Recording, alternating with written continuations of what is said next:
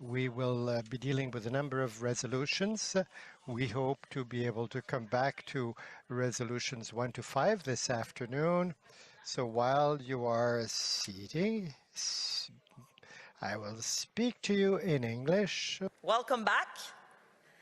As you're making your way in the room, it is now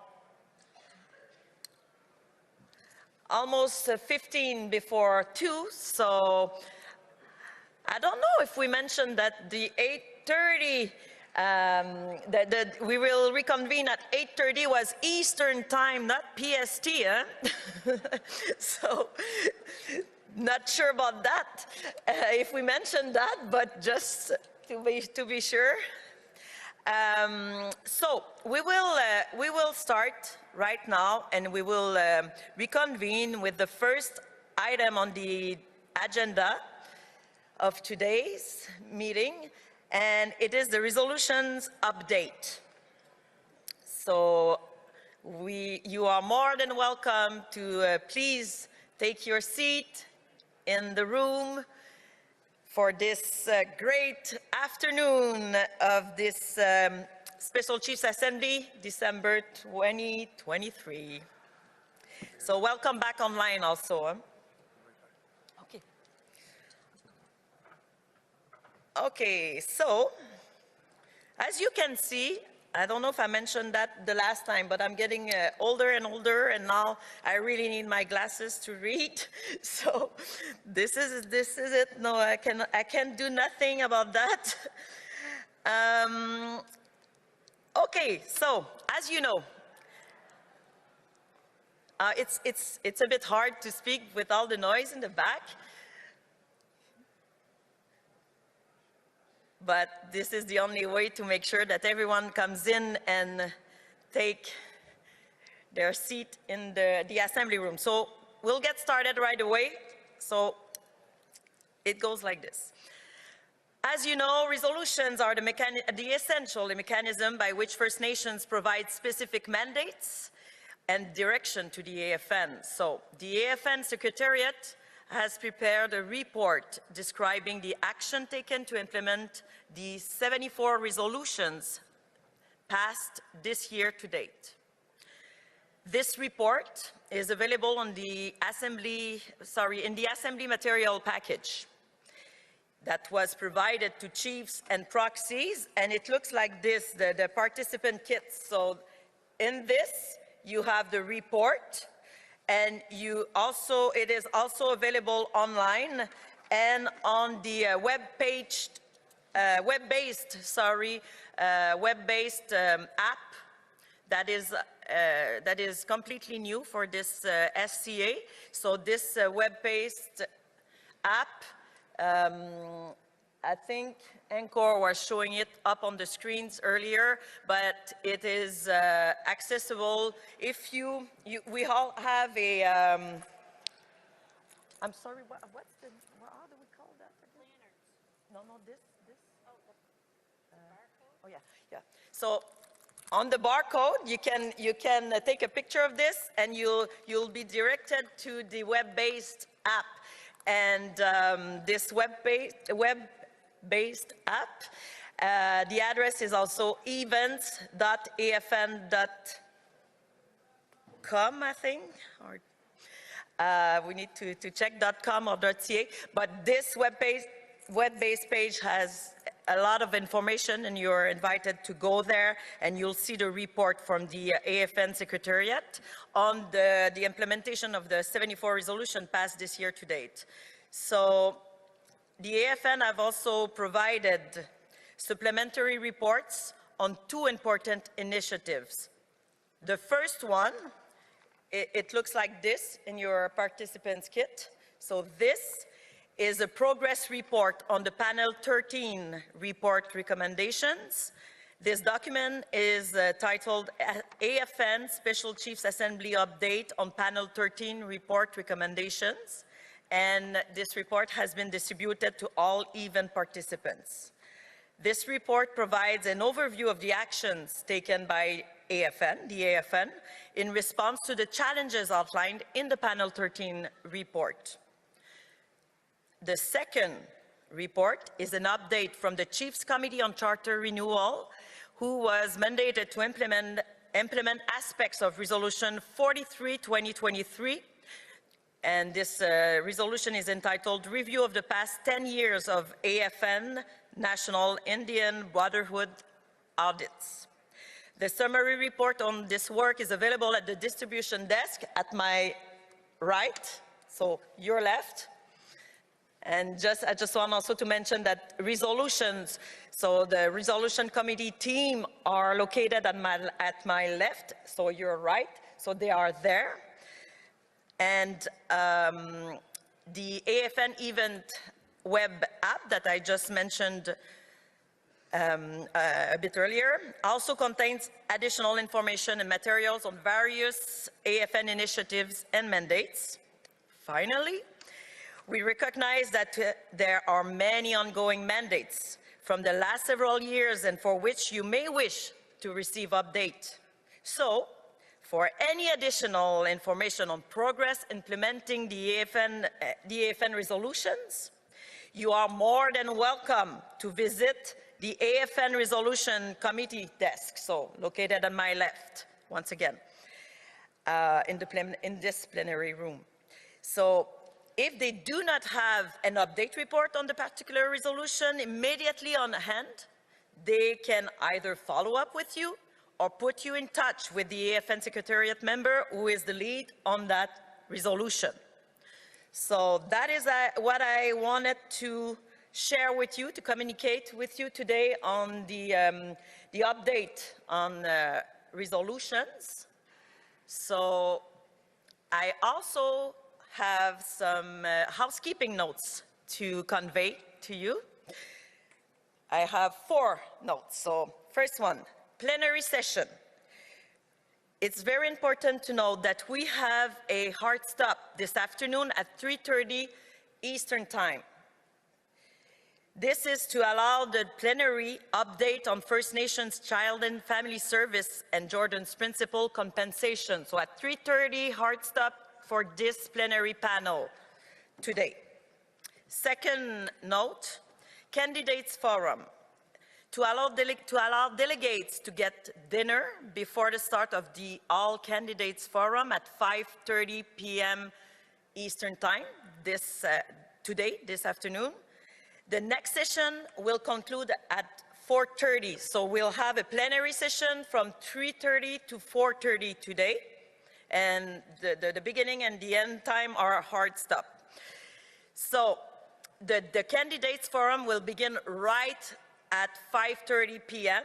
this afternoon, 5:30 Eastern Time, and everyone will be invited back to the forum, which will be led by Ron Laffer, Chief Electoral Officer.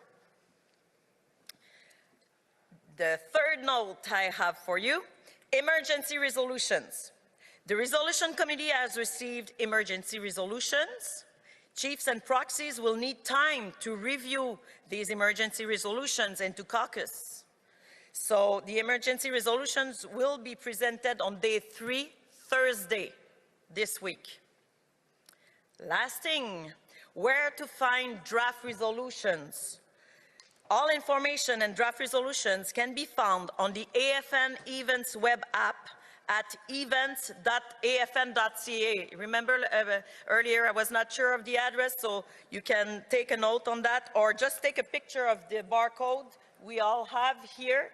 So this barcode will bring you to the web page app, and the address once again is events.afn.ca. And the information and draft resolution are also available on the AFN website at afn.ca. So that covers all I wanted to communicate with you. And we would now be moving at the next topic on the agenda. But for that, I'll need to check with my colleague here, Adam, to make sure that we're okay to proceed. But, yep, so I wish you all a good afternoon. I'm coming back in a few seconds.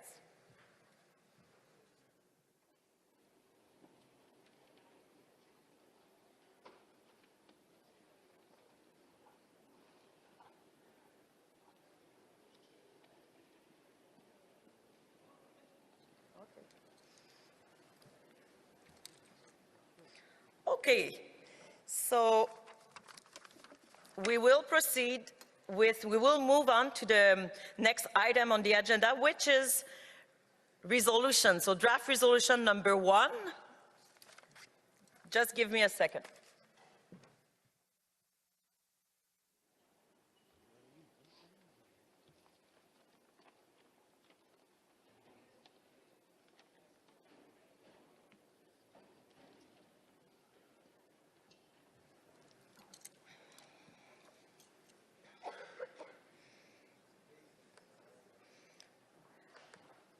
I am now in the Google Drive where we put all the draft resolution, and I'm opening it to make sure that I have it in front of me. And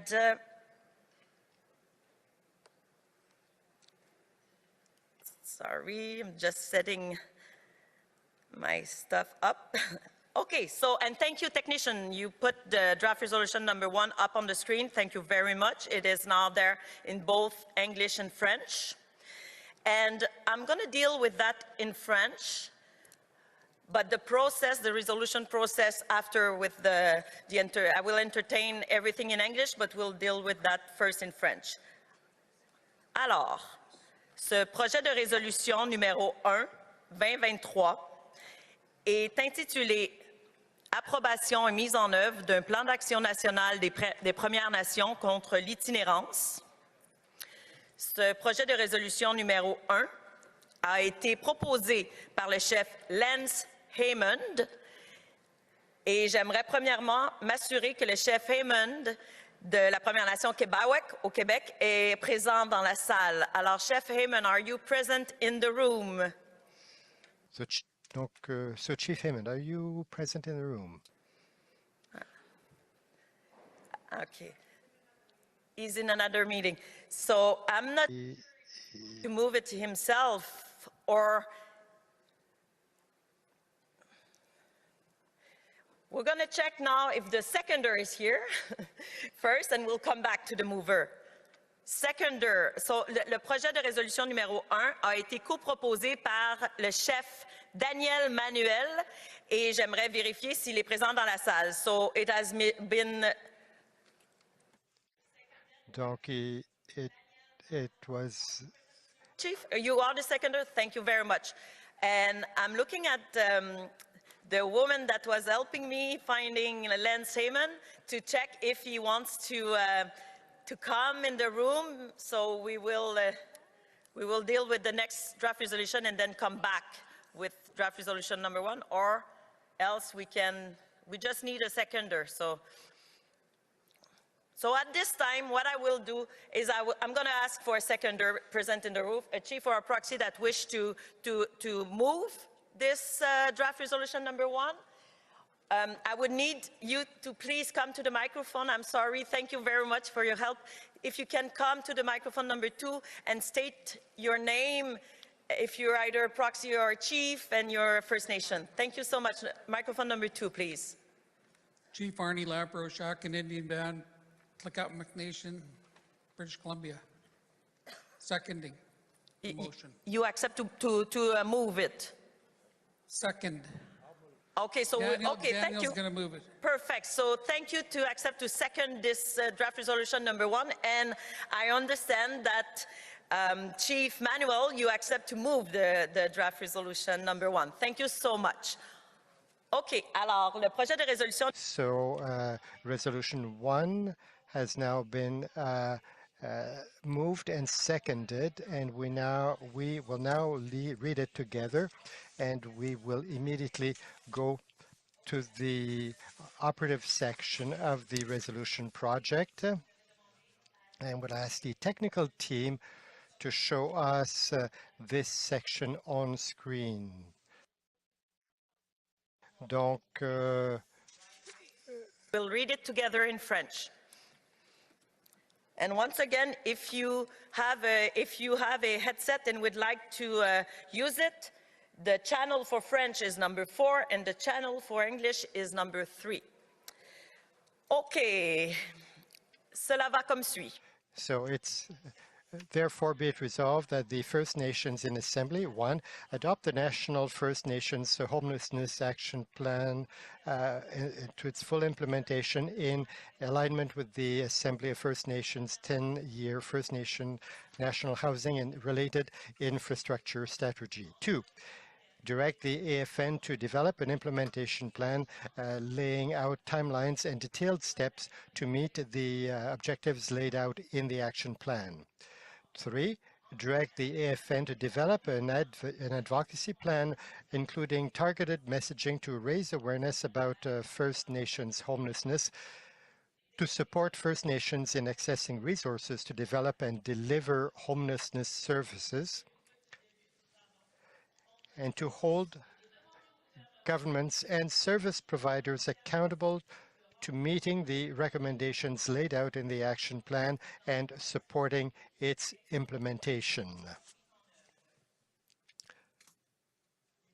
Number 4, call upon the AFN to develop an updated and renewed National First Nations Homelessness Action Plan in 2028 or earlier, in alignment with the vision of and objectives of an updated housing strategy once developed. 5, direct the AFN to urge the federal government, provincial and territorial governments, and service providers to work with First Nations in revising policies and amending program criteria to better address First Nations homelessness in line with the recommendations of the action plan. And the last, number 6, call upon the AFN to advocate for long-term, sustained, needs-based funding options for First Nations to develop and deliver to their own program and services to address homelessness impacting their citizens no matter where they live. So this resolution plan 1 has been proposed and adopted. It's been put in the register. We enter the discussion period and we invite the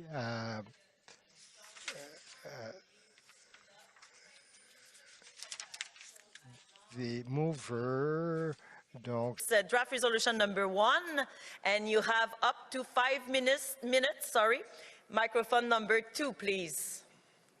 Why peace noxiel is squeezed Quilila can you make them till Upper Nicola till Spachman in Kelpmach, White Tathlin Chuck in Cook Stute, Cook Kitchen Timala Il Tim Hulach, Ilanwi and Tim Hulach, Nishnabik, Algonquin Nations, Miigwech. Just want to acknowledge the land of the nations here on whose territory we're doing business today.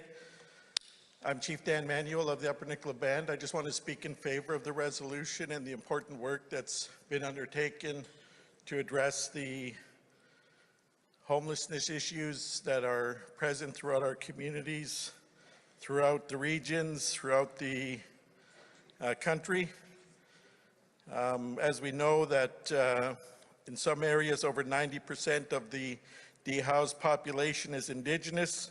In my specific territory, in the town of Merritt in the interior of British Columbia, 74% of the unhoused are reported to be Indigenous as of 2023.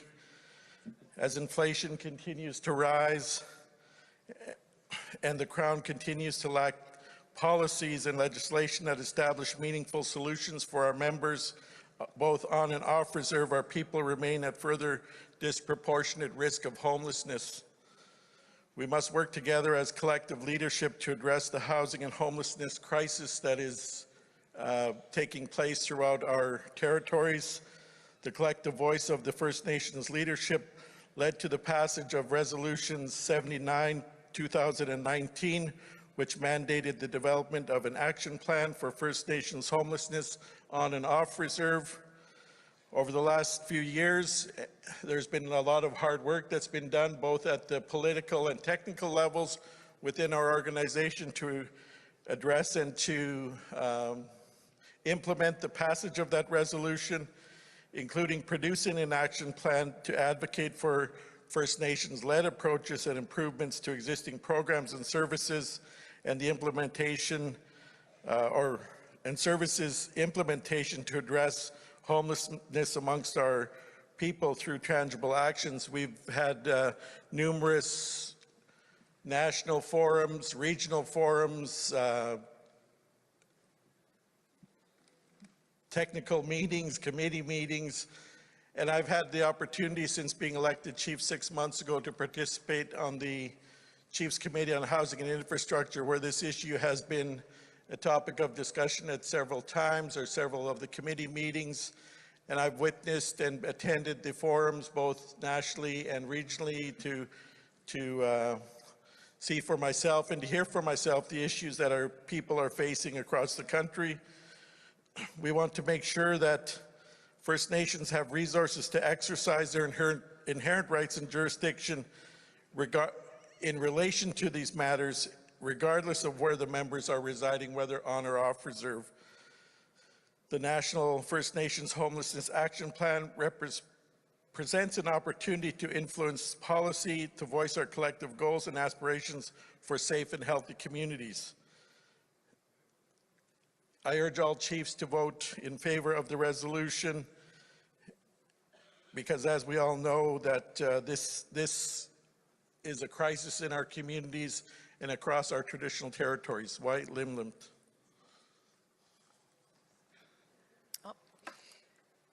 Miigwech, Chief. Merci beaucoup. Thank you very much. The seconder, if you wish to speak to this draft resolution number 1, and we'll, after that, open the floor for discussions to all of you. So microphone number 2. I think my colleague has pretty much said everything that we need to say, and just we won't waste any time, so we'll move forward. Thanks. Miigwech, thank you very much. Seconder of this draft resolution number 1. Is there a need for further discussion on this draft resolution? So just want to remind you that we'll be using that way all week long. So we'll proceed with microphone number 1, 2, and what we call microphone number 3 is the Zoom is the Zoom platform. So, and for that on the Zoom, chiefs and proxies, you're invited to use the hand raise feature to notice us co-chairs that you wish to speak. And I confirm at this moment that there is no hand raised on the Zoom platform, no one at the microphones on the floor. So I interpret that you're ready to go to the vote. So I will now call the question. And before doing so, on the floor, I will ask the technician if you can please open the Zoom poll, the poll on the Zoom platform. And thank you so much. And here on in the assembly floor, I'm going to ask, so we're entertaining draft resolution number 1, and I'm going to ask the question, anyone oppose this draft resolution number 1? If so, please raise up your red lanyard so I can see it. I don't see any red lanyard up. No. Okay, thank you so much. Now, any abstention in the room? If there's an abstention, please raise your red lanyard so I can see it. And I don't see any abstentions. No. Okay, thank you so much. On that, I'm going to now ask Encore technicians if you can please close the poll on the Zoom platform. Thank you so much. So I confirm that this draft resolution number 1 is carried by consensus. Thank you very much and congratulations. I can see that virtual reactions on the Zoom platform, so clapping hands. Thank you so much. And on that, I'm going to turn the floor over to my colleague Adam for the next draft resolution. Thank you so much.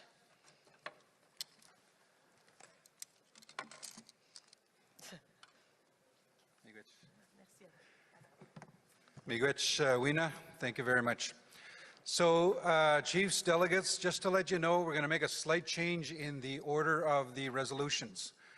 Draft resolution number 2, there has been some slight changes. They are currently printing off the document that will be handed out. So what we'll be doing is we'll now turn to draft resolution number 3, and then we'll deal with resolution 4, 5, and then we'll come back to draft resolution number 2. So at this point, I would like to turn your attention to draft resolution number 3. If we can have the resolution up on the screen, please. One copy in English and one copy in French. We will have that resolution up on the screen. Again, we are dealing with draft resolution number 3. It is titled Support for Urgent First Nations Languages Funding. The subject is languages. The resolution is moved by Chief Ira MacArthur, Pheasant Rump, Nakota Nation in Saskatchewan. Can I confirm that the mover is in the room? Thank you. Mover is in the room. Seconder is Chief Leroy Denny, who is in the room. Okay, we had heard that you had flight delays. Good to see Chief Denny here in the room. So the mover and the seconder are present. Again, there have been changes from the original version that was handed out and that was online. The changed copy has been distributed, so everybody should now have a hard copy. We also have it up on the screen. Just to let you know, on the screen you will see the additions that have now been made in red. So again, I will not read the entire resolution. I will not read the whereas clause. I will go directly to the operative clause. So, you have a copy in front of you, and there have been some changes from the original version. So it reads, if I can scroll down to therefore be it resolved on the screen, please. It reads, therefore be it resolved that the First Nations in Assembly, 1, reaffirm that First Nations have the inherent constitutional and treaty rights.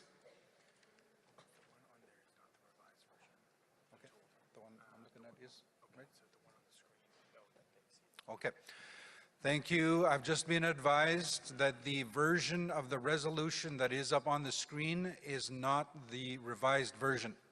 So what I'm going to do is ask the Encore staff if they can go into the Google Docs drive and do some doogling. If I can get Encore, go into the Google Docs drive, go into the revised resolution, draft resolution number 3, and again we will have that put up on the screen. This is for the purposes of those joining virtually. We haven't been able to give you a hard copy, but it's important that you have a copy of the changes in front of you.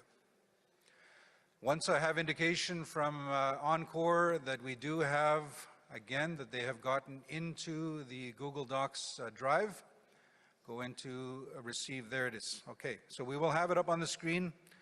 And again, I will read the resolution, therefore be it resolved.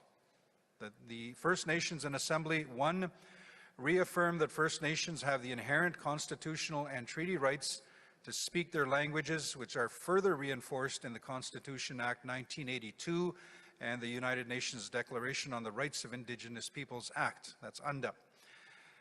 Number 2, reaffirm that the Government of Canada has the financial responsibility to support the reclamation, revitalization, maintenance, and strengthening of all First Nation languages.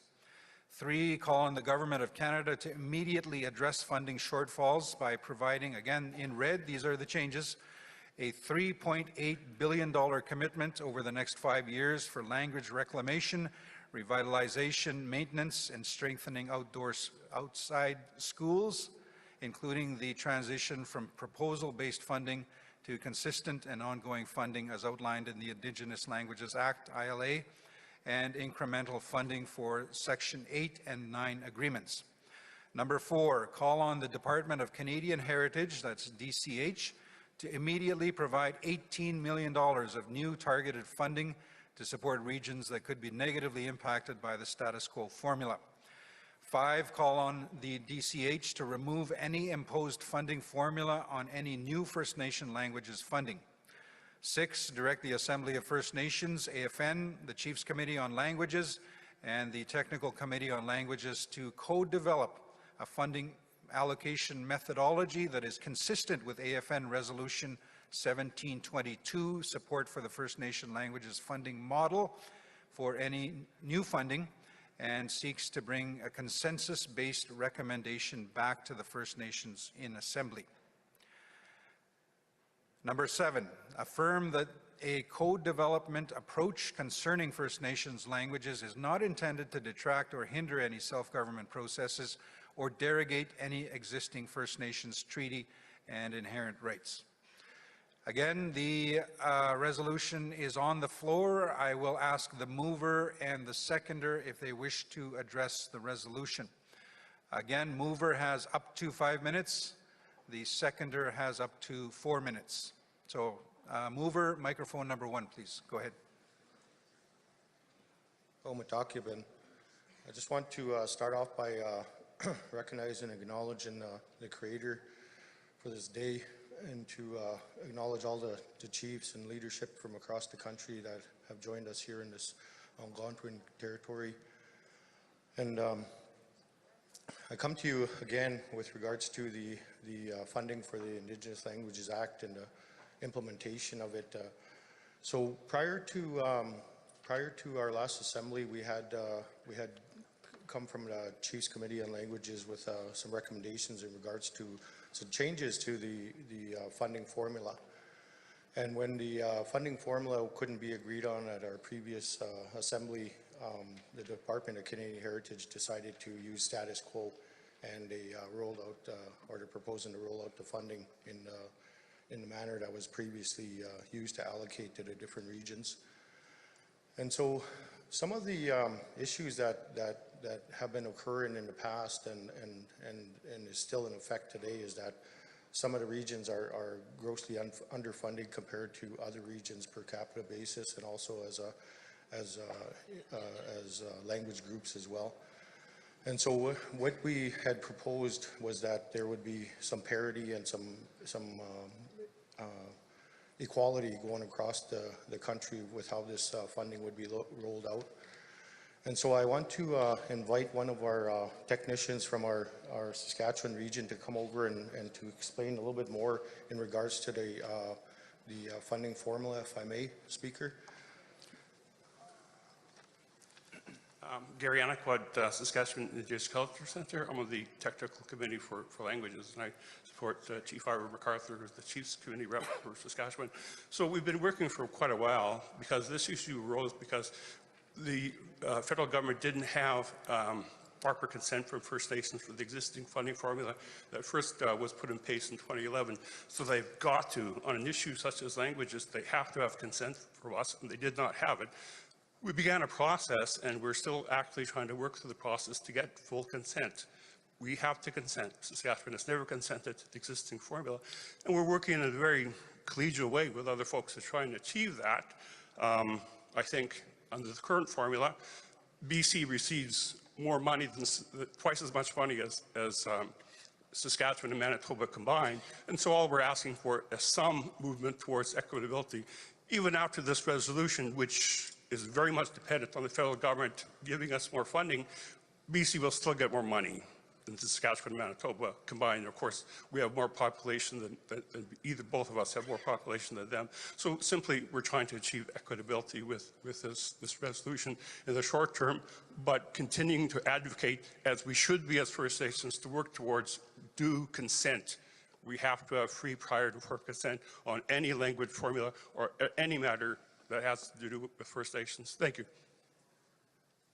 Miigwech, thank you very much. Thank you, Mr. Speaker. Okay, Miigwech, thank you to the mover for providing those comments. I'll turn it back to microphone number 1, seconder. Chief Denny, you have up to 4 minutes. Yeah, Chief Leroy Denny, Muscazone First Nation. I second this motion. I want to say thank you to our regional chiefs. Good to see you, our national chief. I'm very happy to see you, and I just want to speak on this. Our new regional chief, Andrea, right here. Raise your hand, Andrea. Our new regional chief in Nova Scotia, and our languages are very sacred. We call it Nuizudi in Mi'kmaq. And all languages are very important. To me, back home, I was just listening to our Grand Chief, Norman Siliboy, the other day. He taught about the language. It's not just words. Our language, our laws, our ceremonies, songs are embedded in those languages. So to me, every indigenous languages across the land is very, very important. Every single one of them, every single region, every tribe across this land. So we have to all come together and fight for it. This resolution does not speak to an allocation methodology like last time we had this big debate. We commit to coming back to the Assembly with any new methodology, and it's coming from here. But this $18 million will support regions now who will see less funds based on the status quo. And it's very important for many tribes across the country, including in Mi'kmaq, if it's Ulustuk, if it's right across the land. It's very important. We need the support. These places need support for those languages and for these extra dollars. Because we can't really forget those areas where there are small populations, where there are small regions. You cannot forget those. Every language is very important. That's why this 18 million will support that. And so we need more money in long term to support our languages. Because again, as we speak right now, our language, we continue losing our languages. And we have to really fight for that. We have to come together because our laws, our songs are embedded in that language. You can't forget that. Our Grand Chief, Norman Siliboy, said that. They're embedded. And our laws is very important. Our lands, the words we come up with for these, our territories, our hunting grounds, our fishing grounds, those words are very important. And it's really important we pass down our languages, our mother tongues into those areas. And we need these dollars more than ever because very challenging time to revitalize our languages. It's not like the old days, not like in the 80s or 90s where everybody spoke our language in our communities. I live in a fluent community. My chief and council is fluent back home, but we just noticed the trend of young people are not speaking. Our educators need support. They need resources. We're challenging you with technology here and everything. We're challenging you, so it's really important we really come together to support these communities for this extra $18 million for those who got the less money in those areas. Ladio. Miigwech. Thank you very much, Chief Denny, for those comments. Chiefs, delegates, so the floor is now open. Just a reminder on the process. What we will be following is we'll be going from microphone 1, 2, and then to 3, which is Zoom. So we'll follow that order. It does not matter what order you approach the microphone, but we'll go to the next speaker in the microphone. So we'll go in a circle. I'm going to start with microphone 2. Now, Chiefs, I see a large line of delegates up at the microphones. So it's important to make a decision. We need to move forward. We also have many other resolutions to deal with. If you can start by indicating whether you support or do not support the resolution, and if you can make that very clear and then make your statements. So I will ask us to start at microphone number 2, please.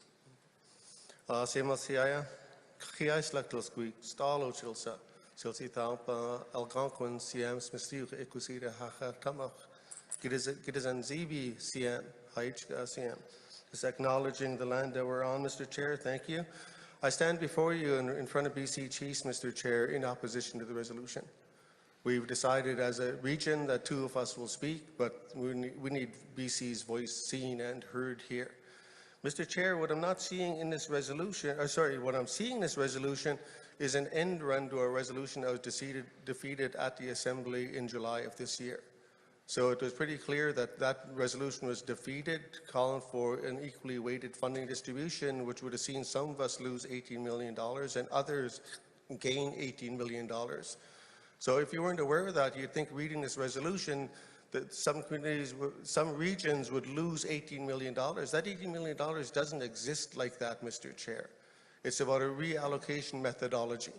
So which is premised on that, again, on that resolution, I would argue, Mr. Chair, around an equally weighted funding methodology. and we have issue with that. The resolution, Mr. Chair, going back to 2021 and 2022, calls for an equitable funding distribution methodology. Equality is not equitable, Mr. Chair. So we stand here as BC Chiefs encouraging others to consider equity over equality, with the clear understanding that the amount of funding in some regards, Mr. Chair, isn't as relevant as an equitable funding formula. If we got $2 billion tomorrow and it's treated, we're all treated the same, it's not equitable. And a reminder as well, Mr. Chair, that the bigger argument we should be having is with regards to the $65 million reduction that all of us get next year. And to drive that home, Mr. Chair, I've got information here that says just a few weeks ago, the Chiefs Committee on Languages made a decision as a Chiefs Committee to come up with a new funding methodology by July 2024. So, Mr. Chair and the Chiefs and Proxies in Assembly, I ask you not to tinker with the formula now, because we need more thought put into it. Currently, obviously, the current formula doesn't work. The proposed formula is not going to work. We need time to find the middle ground, Mr. Chair. So looking for support from my colleagues across the country to vote against this resolution, Mr. Chair, to buy all of us a little bit more time till July 2024 to come up with what is a fair, equitable funding distribution methodology for all of us, given we all prioritize languages all across the country. But it's done in such a way that equitability outweighs equality. Fairness outweighs equality, Mr. Chair. This is a really important subject for all of us, and it needs to be discussed in an equitable, respectful manner. And we're willing to do that, Mr. Chair. We need time to work with the Chiefs Committee, and being mindful that when we're at the Chiefs Committee, we're one vote of 10. Whereas all these chiefs stand behind me, it's more descriptive of the relation of BC Chiefs to our National Assembly here. I'll leave it there for now. Miigwech, thank you very much, Chief, for those comments. I'll now turn to microphone 3, which is Zoom. I do not see any hands raised, so I'll come back to microphone number 1. Microphone 1, please. Good afternoon, Chief Barb Joe from Champaign-Ajax First Nation in the Yukon, and I'm going to give my time to Dwayne Coyne from Teslin Tlingit Council. Thank you.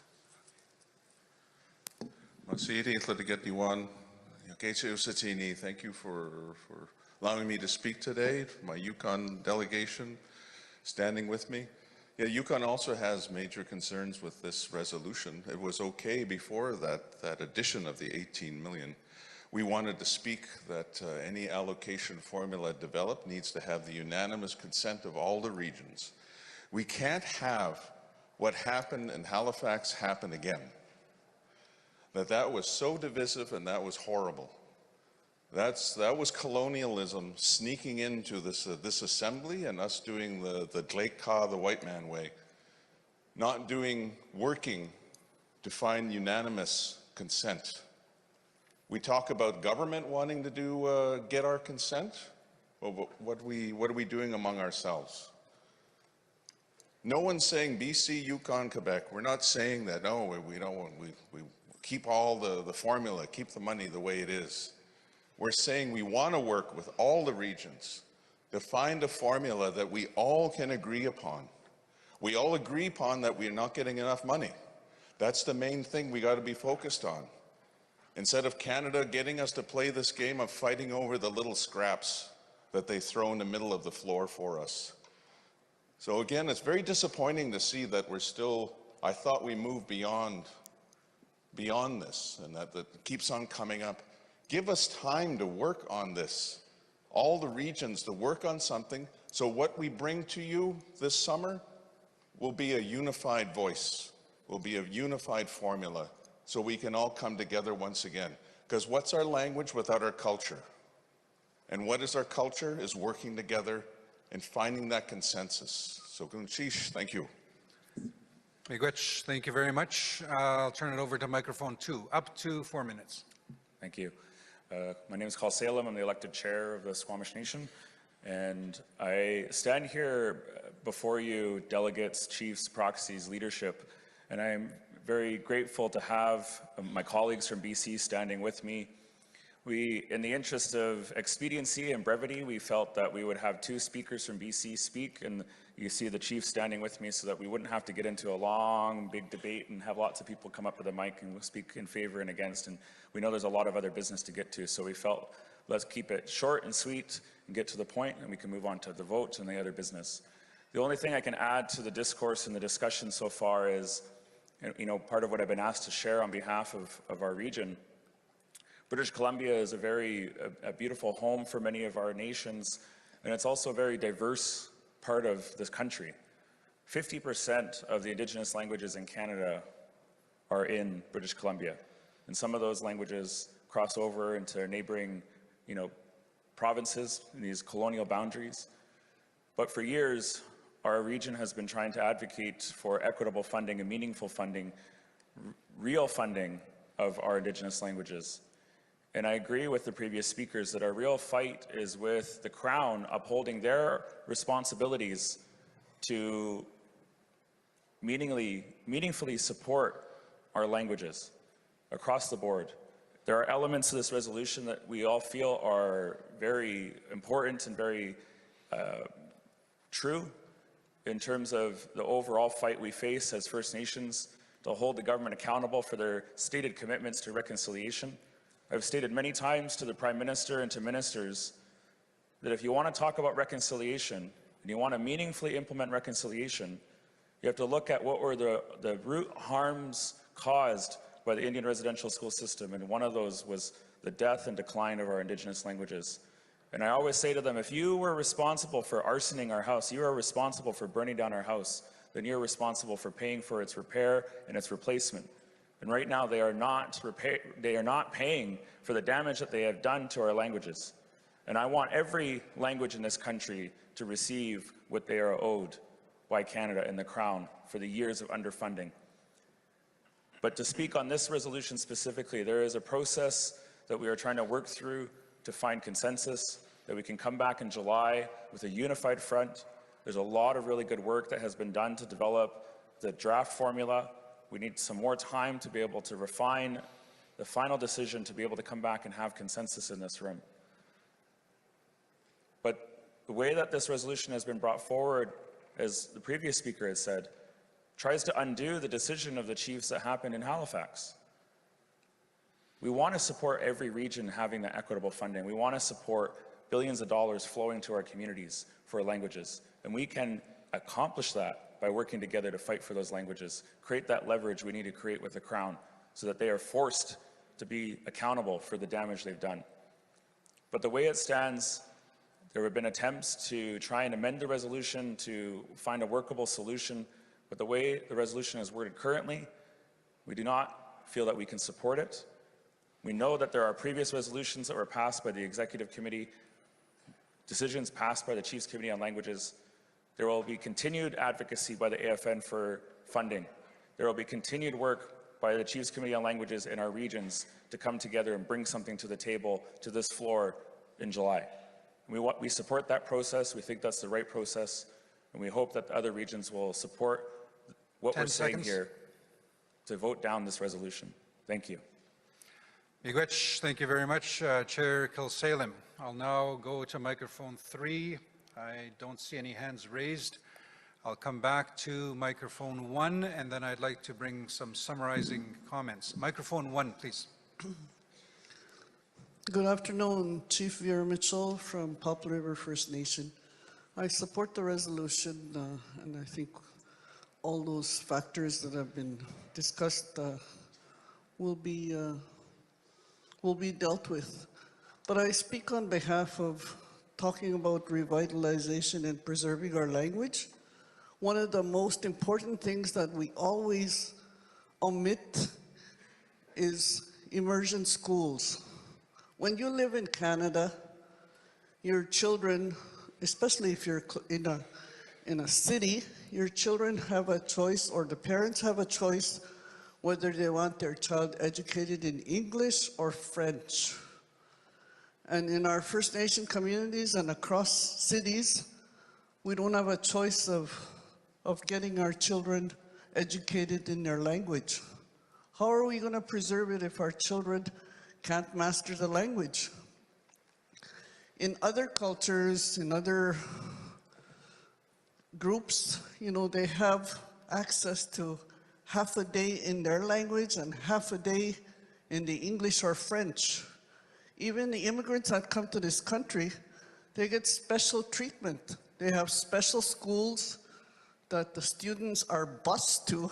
In Winnipeg, we have students in the North End that don't even get bus service.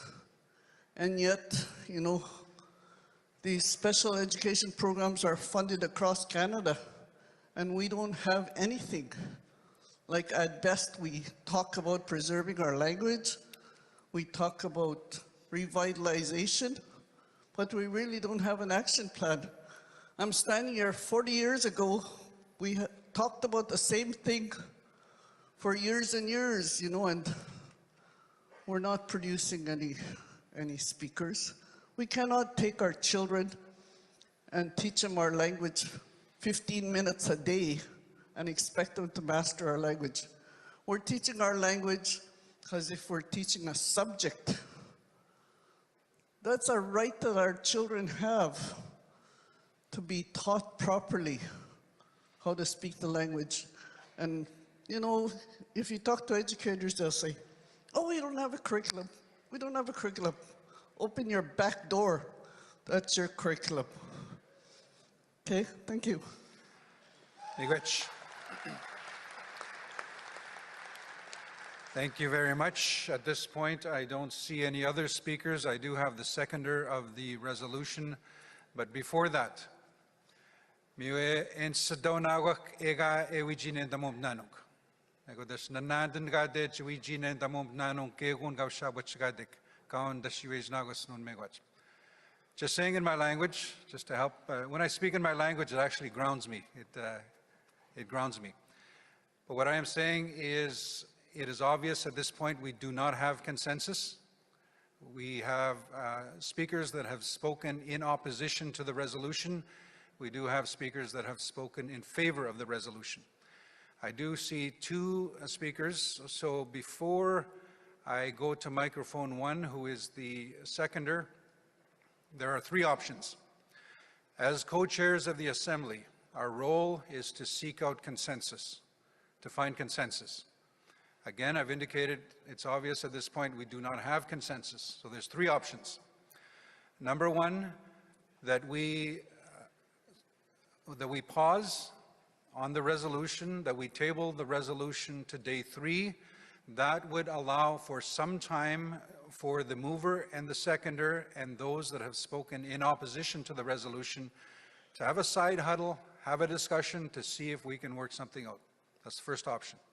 Second option is table it to a future assembly. That has been requested on the floor to have this tabled to a future assembly.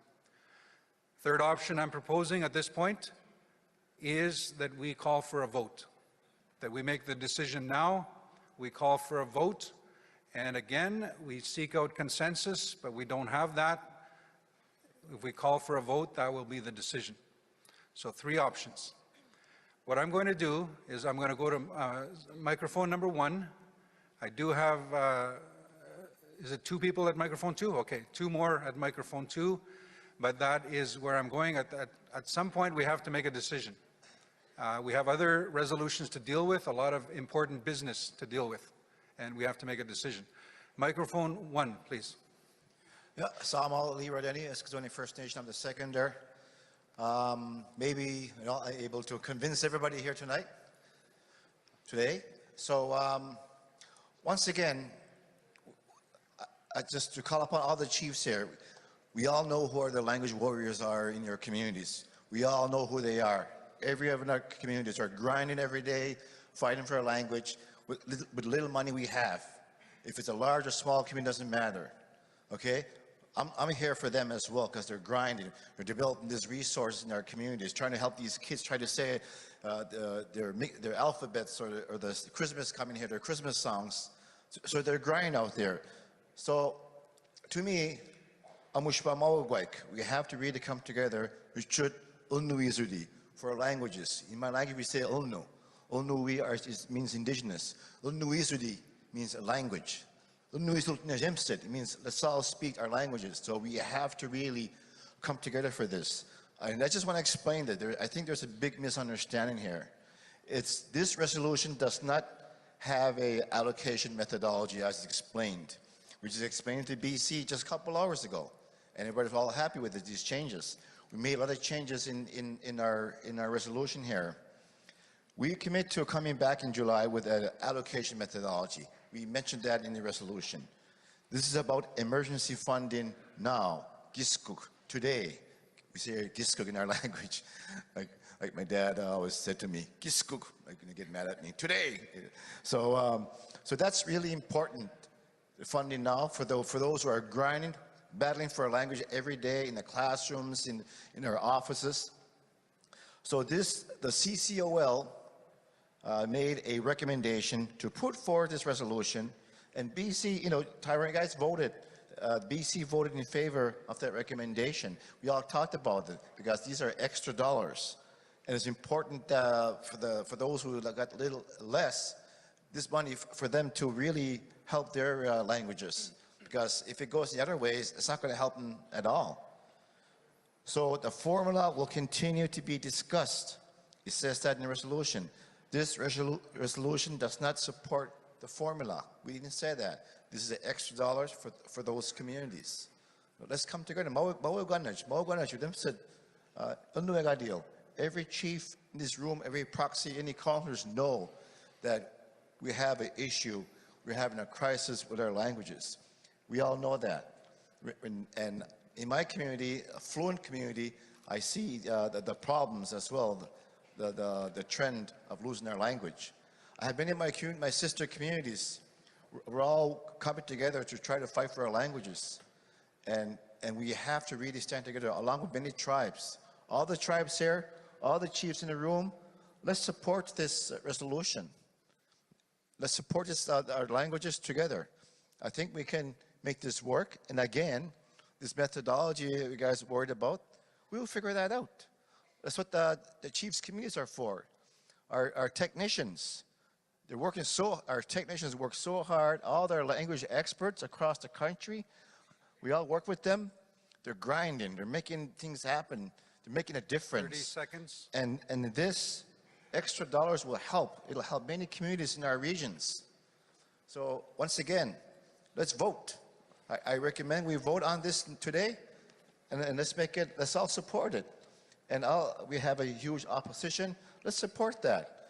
It's not 10 seconds. This is not a trick or anything. It's about our languages. Miigwech, thank you, Chief Denny.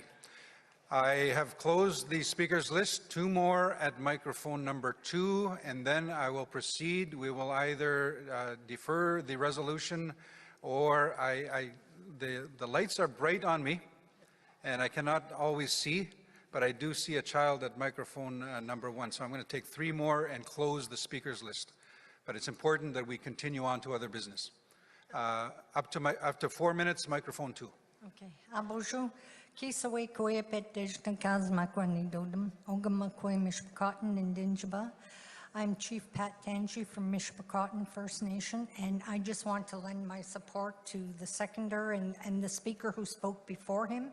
Languages are vital to our communities, and we see all of the newcomers coming in with language programs for them. We need to have those very same things for our citizens, our children, our adults, everybody who wants to speak the language. We need to develop those programs, and we can do it.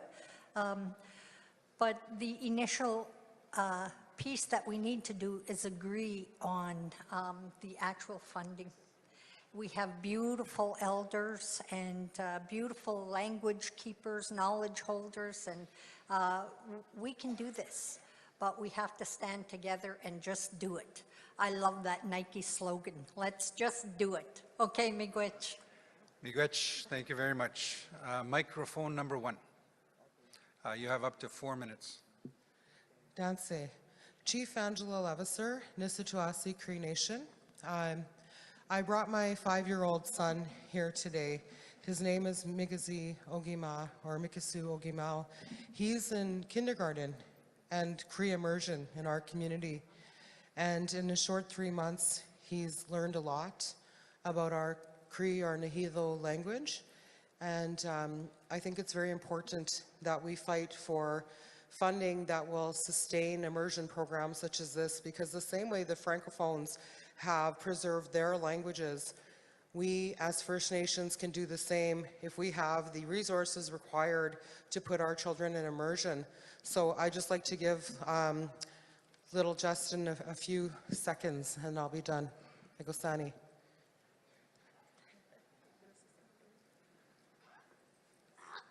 Okay, say hello. Hello.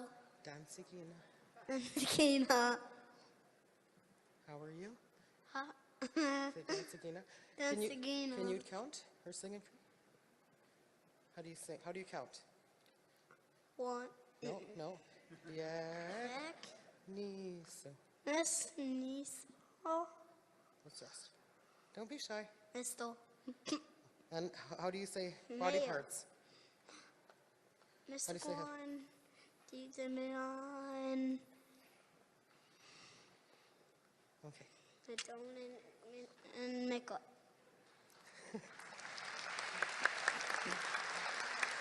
Kinanaskamitn. Miigwech, kinanaskamin, hogumakan, egomina gabijunat kuguzis. Miigwech. Final speaker, microphone 2, up to 4 minutes. Hi, Chair, Mr. Chair. Tyrone McNeil, President and Tribal Chief of the Stalo Tribal Council and proxy for members Suwali First Nation. Mr. Chair, I would argue that the way the resolution is worded, with the additional $18 million to certain regions across the country, is an extension of the July AGA resolution that was voted down. Because, Mr. Chair, that resolution saw $18 million being removed from some regions and placed in other regions. So it is a direct impact on the funding methodology nationally. I want to make that really clear, Mr. Chair. In addition, the comment about BC agreeing, I'm not sure in the BC caucus, I looked at Regional Chief TG, if anybody else has as much political language experiences as I do, Mr. Chair. Because I was around in 2003 working with then CCOL Chief Bill Cramner for BC when we're working to modify the Aboriginal Languages Initiative, which was equal, Mr. Chair. When ALI first came out, it treated all regions equally. We argued the special conditions for British Columbia and parts of Quebec that created the Critically Endangered Languages Fund, Mr. Chair. So that addressed that equality into something a little bit more that is equitable. And that's what it is we're asking for, Mr. Chair.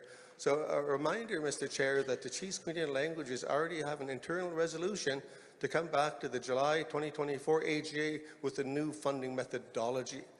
So I would encourage you, Mr. Chair, to consider 2 options here. One is to punt this to the AGA, or 2, we go to a vote. It is important that we all recognize the value and priority of languages right across the country. And I would argue, Mr. Chair, that this resolution should be withdrawn as it is. Remove that comment on the additional $18 million to focus us all with a singular mandate, Mr. Chair. Challenge the Crown for adequate funding to meet all of our language needs. This is a very convoluted resolution, the whereas and the therefores, Mr. Chair. So if we simplify it, aim all of our attention not internally amongst ourselves, but strictly at the Crown for adequate funding right across the board, that'll give us until July in 2024 to come up with a funding methodology that we do achieve consensus on, Mr. Chair. Because I feel we could do that. We need a little bit more time. We need a little bit more people involved in the conversation. I'll leave it there, Mr. Chair. Hi, Chapkasian. Thank you, Miigwech. Thank you very much, Chief. So at this point, discussion has closed. Can I confirm that Chief Ira MacArthur is in the room? Chief MacArthur, okay. So I had proposed 3 options, 2 options to defer. One is to defer until day 3. Take the opportunity to have side discussions to see if we can't come up with a consensus. Other option is to defer to a future assembly. The third option is to have a vote. The seconder has requested a vote. Mover, you're okay with that? Okay. We will now have a vote on the resolution before you. So at this point, we have gone through the resolution. I'm going to ask that the polls be opened online. If we can have the encore, please open the polls on Zoom. On Zoom, you have 3 choices up on your screen. You can vote for, against, or abstain from the resolution. In the room, physically in the room, any opposed, please raise your lanyard, your red lanyard. Again, I'm looking for chiefs. I know some chiefs are in the back, so I'm watching for red lanyards. I'm going to ask in this case to have our team distribution help count the vote. So please raise your lanyard, keep it raised until we've indicated that we've completed this count.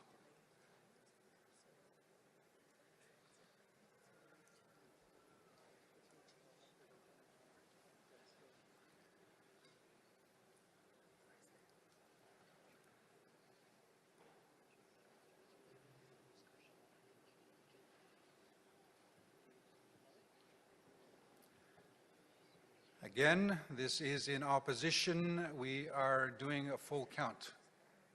In my language, yue megaj, oeno ga umpentkehtawaj, ega ga wijga boistamwaj, yuen unashun megaj ga bagidngadik. This is those that are in opposition.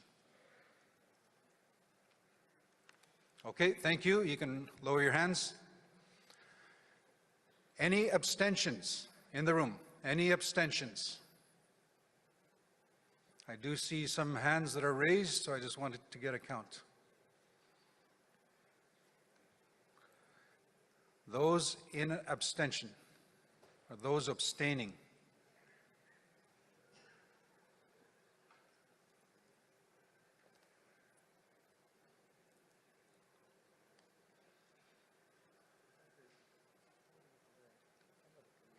Thank you. You can lower your hands. Just simply because there were quite a few that voted in opposition and that abstained, I'm going to ask those in favor. Those in favor, please raise your lanyard. Those in favor.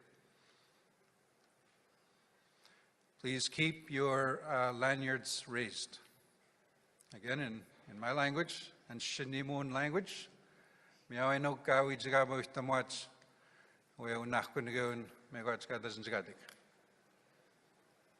those in support of the resolution. If you're online, you still have an opportunity. We will close the polls on Zoom very shortly.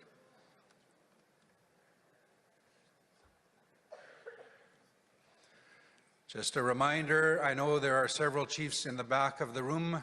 I'm just going to ask the distribution team, the counters, to keep in mind we do have chiefs and delegates in the back of the room as well.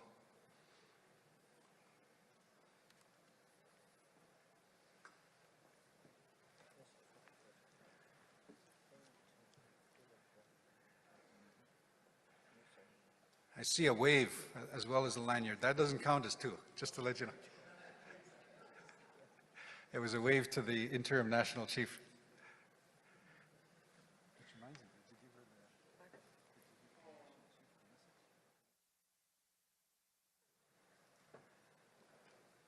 Keep your lanyards raised, please.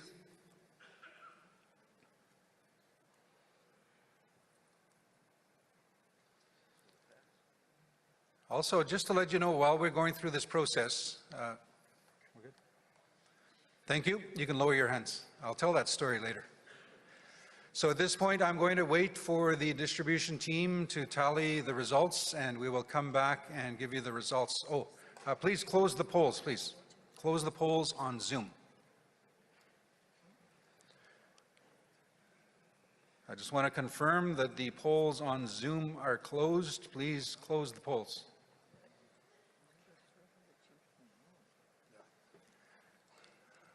We will not proceed until I have confirmation that the polls on Zoom are closed.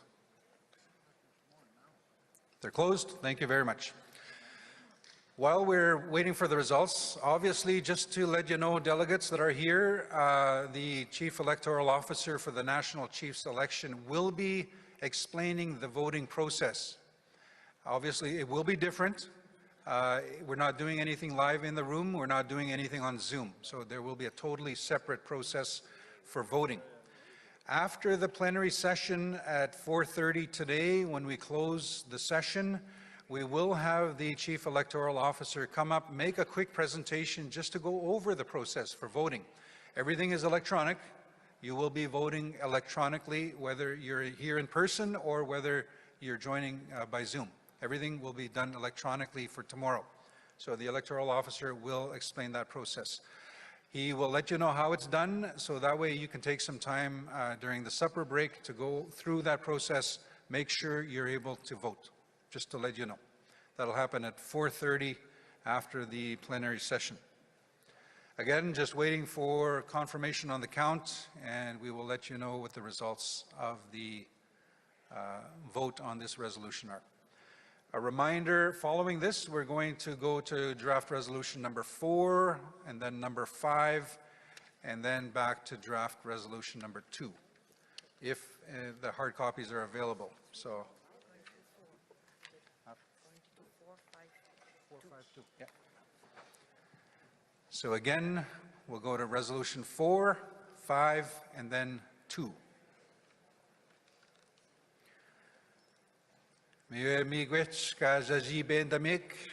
Thank you for your patience.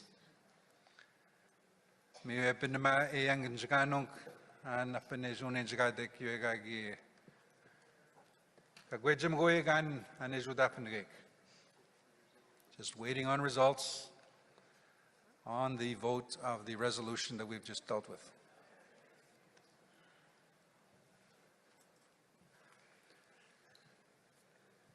While we are waiting, again, the agenda for this evening at 5:30, we will have the open forum, the candidates forum. Chief Electoral Officer will be leading that. Once we're done at 4:30, again, we're trying to have a hard stop at 4:30.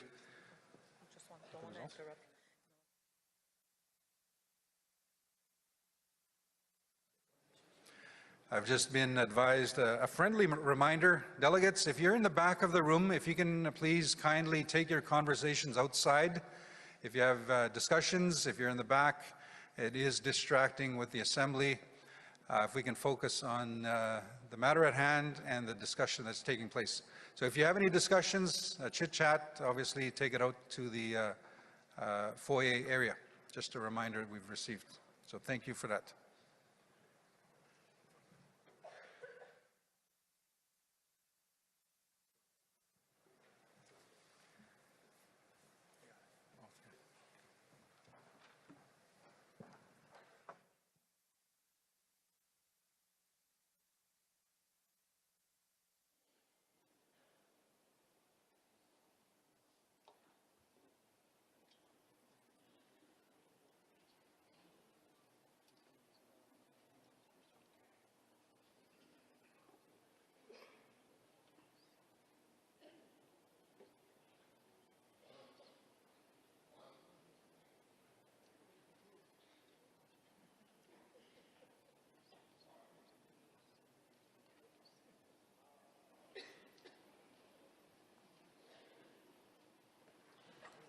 Miigwech, thank you very much for your patience.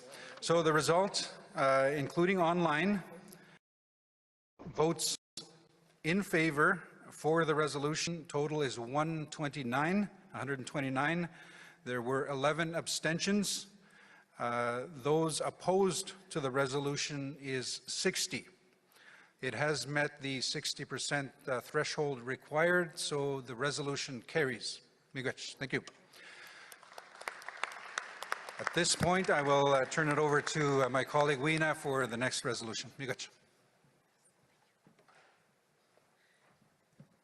Congratulations for this resolution number 3. And Miigwech Adam. I have a message to convey. I understand that an important ring was found here somewhere, diamonds. So what does it say? So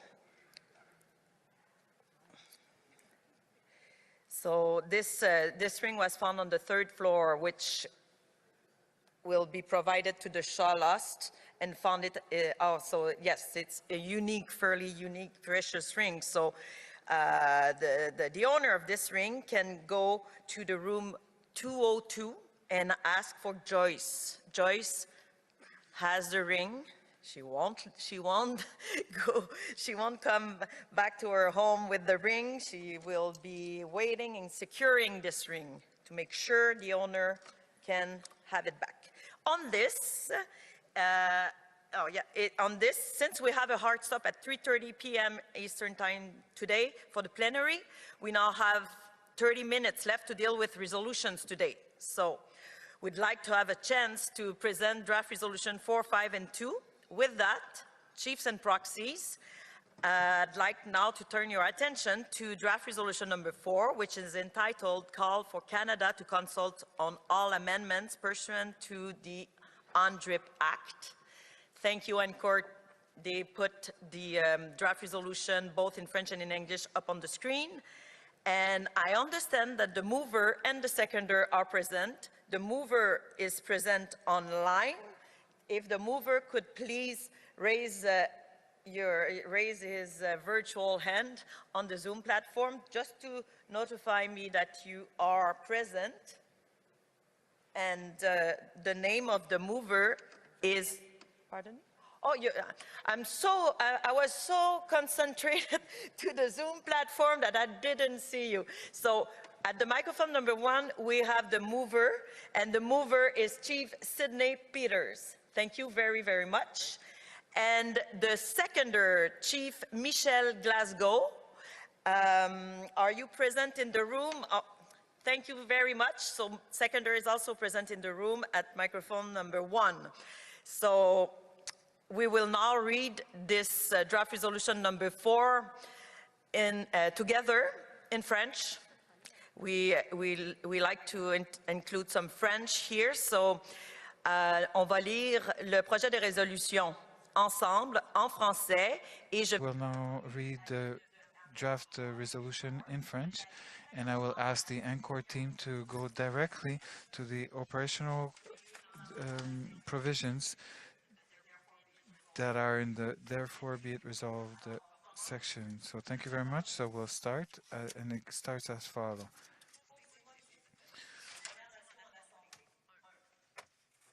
For these reasons, Indigenous peoples have the right to participate in decision-making in matters which would affect their rights through representatives chosen by themselves in accordance with their own procedures, as well as...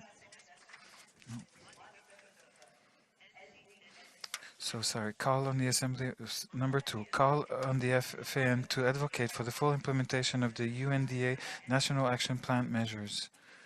3, call on the AFN to demand long-term and sustainable funding for First Nations to participate meaningfully in the implementation of the National Action Plan and UN declaration processes, including consultation processes, consultation processes. 4, direct the AFN to report to First Nations in Assembly annually on the state of the implementation of the UN declaration within Canada. And that's what ends the reading of the draft resolution, and it was moved and seconded and entered in the registry. We will now enter the discussion period and offer the mover to introduce this number 4, and the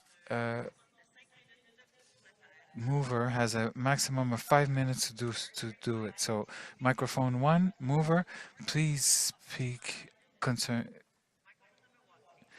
Okay, thank you very much, Madam Chair.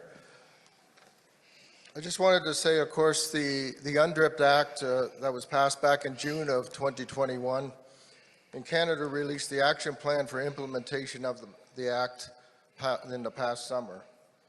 So far, the Assembly of Nova Scotia Mi'kmaq Chiefs, and I am sure all other communities across Canada from coast to coast to coast, have received numerous requests for engage on our changing Canada wants to make to the laws, the policies, and the regulations to align the UNDRIP and under the mandate of UNDRIP Act. Engagement is not enough. Canada needs to consult with us.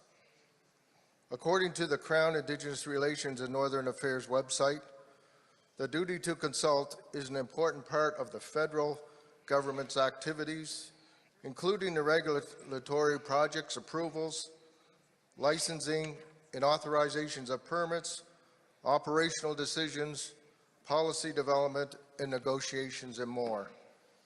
Canadians themselves say that they have a duty to consult when projects, legislation changes, and policy development have a potential to impact Indigenous rights. So why are they inviting us to engage? Consultation means that Canada has to listen. It means they have to accommodate. Engagement lets them say that they talk to us while continue to do things the way they think is best. Engagement does do nothing to ensure that our voices are reflected when Canada makes changes to laws, policies, and regulations. I fail to understand how Canada can pass legislation to recognize and implement UNDRIP, an international recognition of Indigenous rights, and then claim that the duty to consult is not triggered. The duty to consult applies when there is even a potential to impact Indigenous rights. If Canada is making these changes to align with the principles of UNDRIP, then inherently the matter of impacts Indigenous rights. That is why I move resolution number 4 to call on Canada to uphold their constitutional duty to consult and to accommodate when making legislative, policy, and regulatory amendments to align with the principles of UNDRIP. Any amendments contemplated pursuant to UNDRIP Act inherently impacts our rights. Canada must consult. Thank you very much. Miigwech, thank you very much. I will now invite the seconder to speak to this draft resolution number 4, and you have up to 4 minutes. Microphone number 1, please. Thank you. Chief Michelle Glasgow, Sabaganagdi First Nation. I seconded this here resolution, and I fully support it. I feel that all of our First Nations need to be consulted, need to be aware of what everything that is in UNDRIP. We need to have say. Our community members need to have a say and have a voice within it. Constantly, the Government of Canada is setting rules and regulations in place for us, and we need to be the ones that are setting those in place instead of them. I give the remainder of my time to Chief Annie. Okay. Hi, thank you. So UNDRIP is about our rights. Therefore, any changes made to make Canada's laws align with UNDRIP are about our rights. I ask you all to join us in calling on Canada to consult on all changes made under the UNDRIP Act and to continue to talk to us in good faith and with the honor of the Crown. I second this motion. This is for Chief Michelle. Canada needs to come to the consultation table. They need to fulfill their own obligations, and they need to uphold all of UNDRIP, from the pretext to the articles to the spirit and intent of the document itself. Thank you. Thank you very much. The floor is now open for further discussions on this draft resolution number 1, and as we did for the previous resolution, we will go to microphone number 2, 3, and then 1, 2, 3. So microphone number 2, please, if you can please state your name and First Nation. Hugh Breaker, proxy for Cayuga Checklisset. I will support the motion if we can beef it up a bit. I look at section 5 of UNDRIP, so I'd like to suggest a replacement of the first, therefore be it resolved, so that it now reads, call on the Assembly of First Nations AFN to demand the Government of Canada obtain the free, prior and informed consent of all First Nations and consult on all amendments to federal legislation, policy, or regulation which impacts their rights. Pursuant to Section 5 of the United Nations Declaration on the Rights of Indigenous Peoples Act, UNDA. I hope that's a friendly amendment. We'll see. Do you wish me to speak to it now, or? Thank you, Chief. First, I want to ask two things to the Encore team, technicians.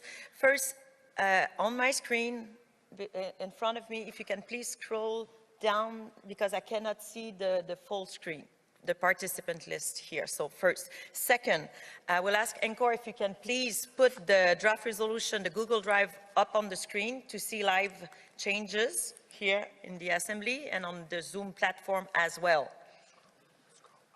Oh, I'm sorry, if you can please scroll up now, because it's no, I can't see, but we'll deal after that. We'll deal with this after that. So first, we'll see if we got the correct language, if the language reflects what you just proposed as a friendly amendment. So we'll read it together, and we only have the possibility to show the English version of the proposed amendment, and it goes like this. So in the therefore be it resolved section, clause number 1, I will read it. So call on the AFN to demand the government of Canada up to, there's a 2 missing, I guess, to obtain the free, prior, and informed consent of all First Nations and consult on all amendments to federal legislation, policy, or regulation which may affect First Nations rights pursuant to Section 5 of the United Nations Declaration on the Rights of Indigenous Peoples Act. So does the language reflect your proposal? Thank you. Now, we do need to check with the mover and the seconder if they support this proposed amendment. So microphone number 1, and we'll hear first the mover and then the seconder. Mover, do you agree with this proposed amendment? Yes, I agree. Thank you very much. Seconder? Yes, I agree. Thank you very much. So draft resolution number 4 has been amended. Thank you very much, Chief. Do you still have something to communicate? So microphone number 2, please. Thank you, Madam Chair. Just very quickly, in British Columbia, we have seen what the federal government calls consultation. They write a letter, and that's it. They call that consultation. It's not. So that was the first point I wanted to make, and I think that this new beefed up motion is a good one, and I would encourage supporting it. Thank you. Thank you very much, Chief. And now I'm looking at the Zoom platform. There's no one in the speakers list on the Zoom platform, so we'll circle back, and then we're going back to you, Chief. Microphone number 2, please, Chief Miracle. Greetings, everyone. And I'd like to thank Joanne Bedard for acting as our National Chief. Hats off to you. I agree with the consultation process. We need our consultation and consent. The concern I have is that UNDRIP is about the rights of Indigenous people. There is no legal definition of what that means, Indigenous people. Canada is taking a pan-Indigenous approach to our rights to include the status Indians, the Treaty Indians, the Inuit, and the Métis people. The chiefs in Ontario have a concern with MNO's assertions of who their membership are and are not supporting any pan-Indigenous approach to legislation.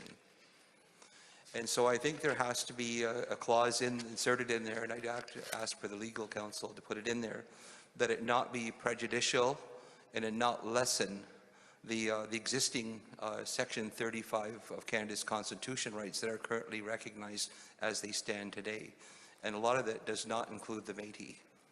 Bill C-53 is self-governed, and the Métis people intend to get treaty rights to land and other rights under which would be infringing on the rights of the treaty rights holders, and we do not support that. So I don't think we should be buying into this Indigenous label that they're trying to homogenize all of our rights into a common group. I think in the long run we'll be shortchanged. So I think there needs to be some careful thought about that. and an amendment put forward. Thank you very much, Chief. And I'm going to ask Encore if you can please just pause the timer here, not to reset it, but we were at 2:24 seconds. Chief, can you confirm if you would like to have a new clause? I would. Pardon me? I would. Okay, thank you very much. And I'll give you the wording for it. Oh, you have the wording? Well, I'll give it to you. I can take it out of my head, but the lawyers can massage it too, okay?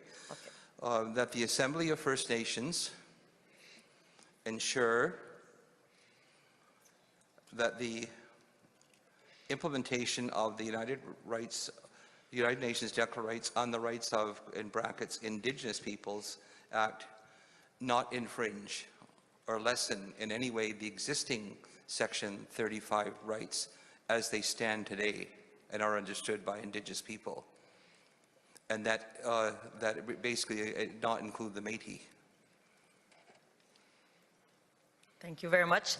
They're fighting for recognition of rights. The chiefs have not been consulted on that, or whether or not they agree on a pan-Indigenous approach to the implementation of rights. Thank you very much, Chief. So I understand that the resolution committee team is working on the language, and it will be put up on the screen, and we will all be in a position to see it once ready.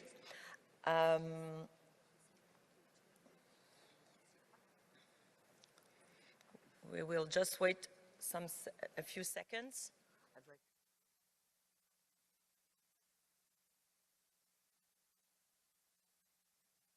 So, which?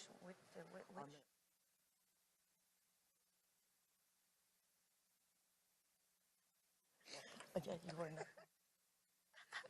Okay, so why we're laughing is because International Chief just found a cell phone in the washroom, and I asked her which one. She said women or men. So I guess getting tired here.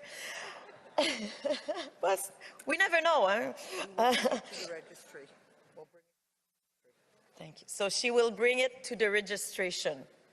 Thank you very much. So I guess this gave us a bit of time to laugh. It's always good because we don't have windows here. Huh? We can see outside, and sometimes we can replace the sun with a good laugh. Do we have the language? Okay, a couple more minutes. So I guess what I propose is to come back on that proposed amendment, and we will now check on the Zoom platform. There's no one in the speakers list here, so no one. I see people at the behind the microphone number 1, but I guess it's only the mover and the seconder waiting to approve or not the proposed amendment. So thank you very much. So I guess we will wait to get the language then.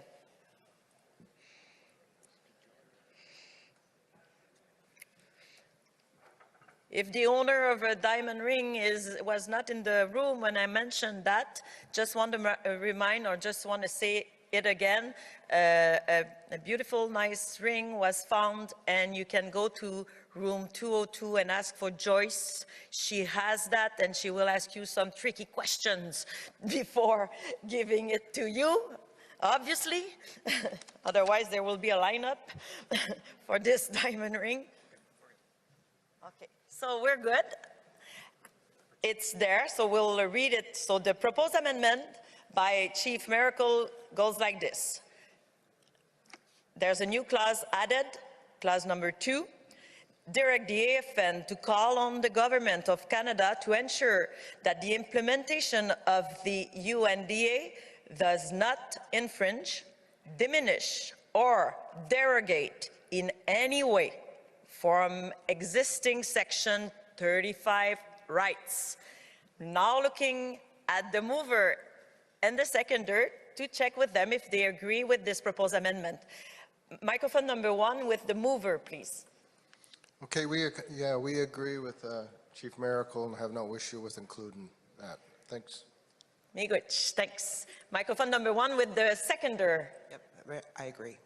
Thank you very much. So this draft resolution number 4 has been amended twice And I see that there's no one at the microphone. No, the speakers list is now empty. So this means that you're ready for a vote on that draft resolution number 4, which is entitled Call for Canada to Consult on All Amendments Pursuant to the UNDRIP Act. On that, I will first ask for Encore to please open the poll on the Zoom platform. So there's voting on the Zoom platform now. Thank you. And here in the assembly room, I will now ask the question, any opposition to this draft resolution number 4? Here in the room, if you oppose to this draft resolution number 4, please raise your red lanyard so I can see it.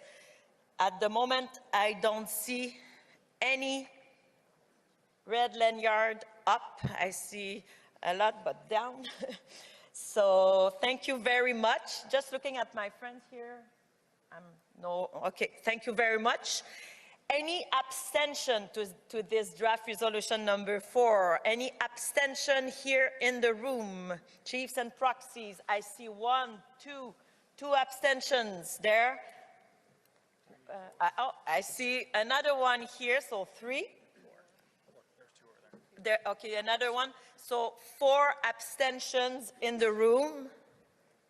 You can lower your red lanyard. I saw them. So thank you very much. And on the Zoom, I will now ask for the poll on the Zoom platform to be closed. Thank you very much. And now, on that, I will announce the result.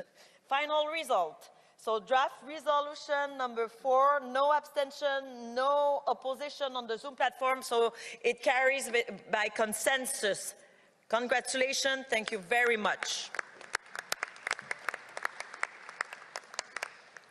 Okay, so on that, we will now move on to the next draft resolution number 5, which is entitled, first I'm going to ask Encore if you can please, thank you so much, you read my mind. So the draft resolution number 5 is up on the screen in both French and English. This draft resolution number 5 is entitled Establishing a Chiefs Committee on the UN Declaration Act. This draft resolution number 5 has been moved by Chief Jerry Jack. Are you present in the room? I think I saw you on the Zoom platform. So if you can please, yes, thank you. So the mover is somewhere in the technological world on the Zoom platform, but his hand is up. So the mover is on the Zoom platform, present. I'm now checking with the seconder. So Chief Annie Daisley, are you present in the room or in the Zoom platform? You're there, thank you very much. So I see the seconder there, don't go too far. We might need you. So we will now read together the operative clauses of this draft resolution number 5, and we will read those clauses in French. So please, Encore, if you can scroll down to the therefore be it resolved section so I can see it in both French and English. Thank you, you're so quick. A bit too quick. Wow. OK. En français, je dirais, je suis étourdie. OK. In French, I would say it makes me dizzy. Ces motifs. We'll read it together. So for these motives, the First Nations in Assembly asked the APN to start to keep working with the provincial and federal ministries in the implementation of the UNDRIP.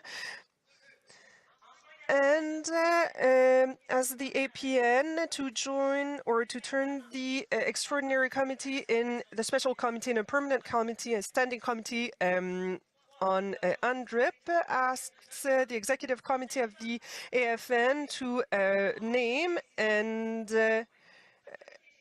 or keep the existing members in conformity with the 7.3 of the AFN Charter. 4 asks the Chiefs Committee on the United Nations Declaration to give a report to the AFN on the state of the implementation in Canada, and also 5 to seek adequate resources so that the Chiefs Committee can promote the integral implementation of the United Nations Declaration. So is this the last section? Yes, this ends my reading of resolution, proposed resolution number 5. So we read the relevant section. This resolution proposal was filed in the registry. So now we will invite the mover to express himself, and he has 5 minutes maximum to express himself by the rules that were adopted this morning. Are you the mover? Sorry. Yes, Chief Jack, you're the mover. So I now invite you to speak to this draft resolution number 5, and you have up to 5 minutes if you wish to do so. Thank you, Madam Chair. I have nothing really more to add to the resolution other than it's very important for us to pass. I fully support this 100%. Thank you, Madam Chair. Thank you very much, Chief Jack. We will now invite the seconder to speak to this draft resolution number 5. Microphone number 1, please. Thank you, Madam Chair. The Ad Hoc Committee on the UN Declaration has done some great work to represent all of our interests and advance our priorities related to UNDRIP. Now that Canada has passed its legislation, it is time for the Ad Hoc Committee to transition to a standing Chiefs Committee, to have the resources and support they need to continue to advocate for us and represent our communities and regions at a national level. We know there are many glaring issues with Canada's interpretation and implementation of UNDA. My fellow chiefs put forth Resolution 4, which calls out issues with Canada's interpretation of the duty to consult and their responsibilities when it comes to UNDA implementation. We also passed an emergency resolution in April calling on Canada to postpone the release of the UNDA Action Plan, another demand denied by the federal government. Canada continues to disrespect us as a nation and as a government, and as the original people of this land. They fail to uphold their constitutional obligations and put forward legislation and policies like UNDA that give us hope for reconciliation. We need a formal committee at the AFN level focused on the implementation of UNDA to give us a national and collaborative voice to advocate for our interests, to protect our rights. Thank you. Miigwech, thank you very much. So there are 4 minutes before 3:30, so we might have time to deal with this draft resolution since I don't see no one at the microphone right now. So, okay, so I'm gonna, at this moment, I'm just gonna consult my colleague. Just 1 minute, please.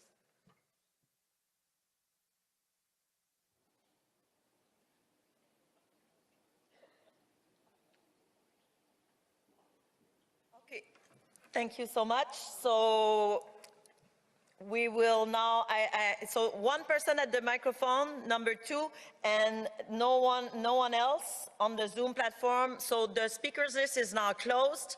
We will hear microphone number 2, and then we'll proceed to the vote. So microphone number 2, please. Thanks, Chair. Jason McEnaugh, Proxy Chief for Joel Micah at Ermineskin Cree Nation, Treaty 6. Only concern would be currently our situation in Alberta is we don't have a regional chief, and we would need that individual to be able to assign a chief or an individual to this committee. So we would support this if that was obviously in place. And those are really my only comments. So thank you. Thank you very, very much. Much appreciated.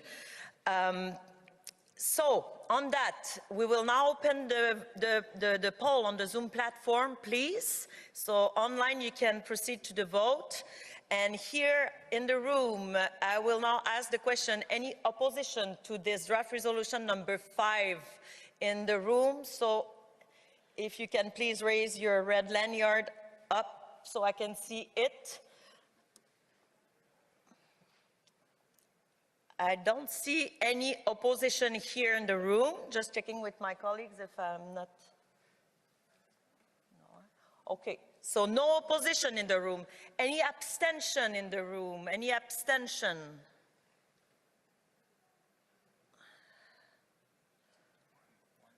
Where?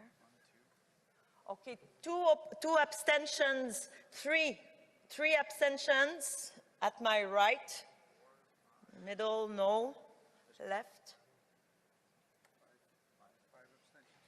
5. Okay, thank you so much. So a total of 5 abstentions in the room. I will now ask the poll to be closed on the Zoom platform, please. And I will now announce the final results. So thank you very much.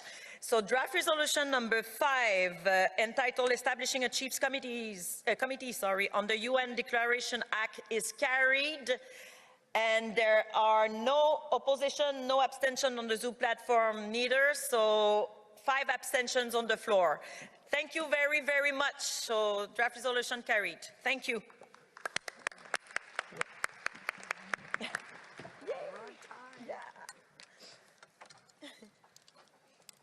I will turn the floor over to Adam as it is obvious now. Thank you. Miigwech Weena, thank you very much. So it is now 3:30.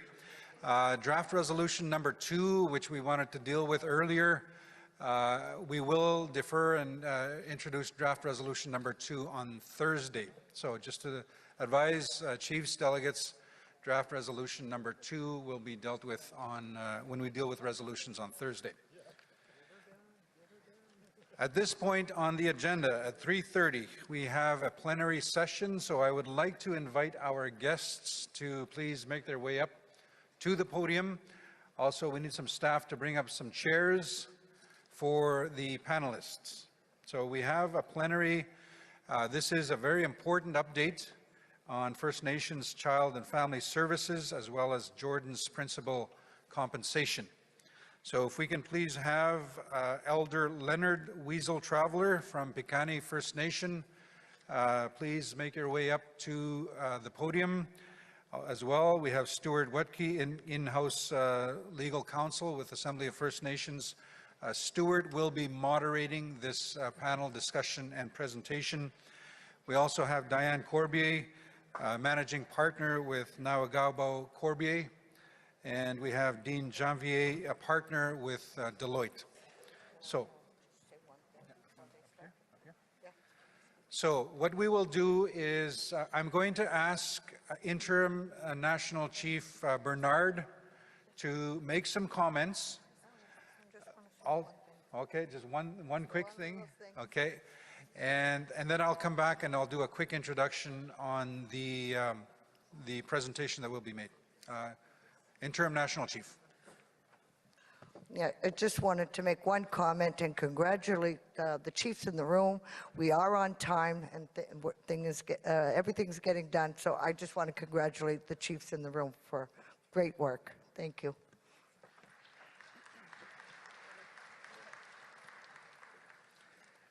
So just a reminder, we have allocated 1 hour, so we do have a hard stop at 4:30. That way you can take a quick break and come back for the candidates forum at 5:30 p.m. That's Eastern time, a reminder for those joining on Zoom. Now this, delegates, just want to advise that this session will be dealing with some very sensitive issues. And so we are going to ask Elder Weasel Traveler to come up and provide an opening prayer as we get into this discussion. So also want to let you know that it will be Stuart Wetke that will be moderating this panel. So I'm going to have Stuart actually come up. I did introduce everyone, but just a quick introduction, and then we'll get Stuart to introduce the elder for the prayer.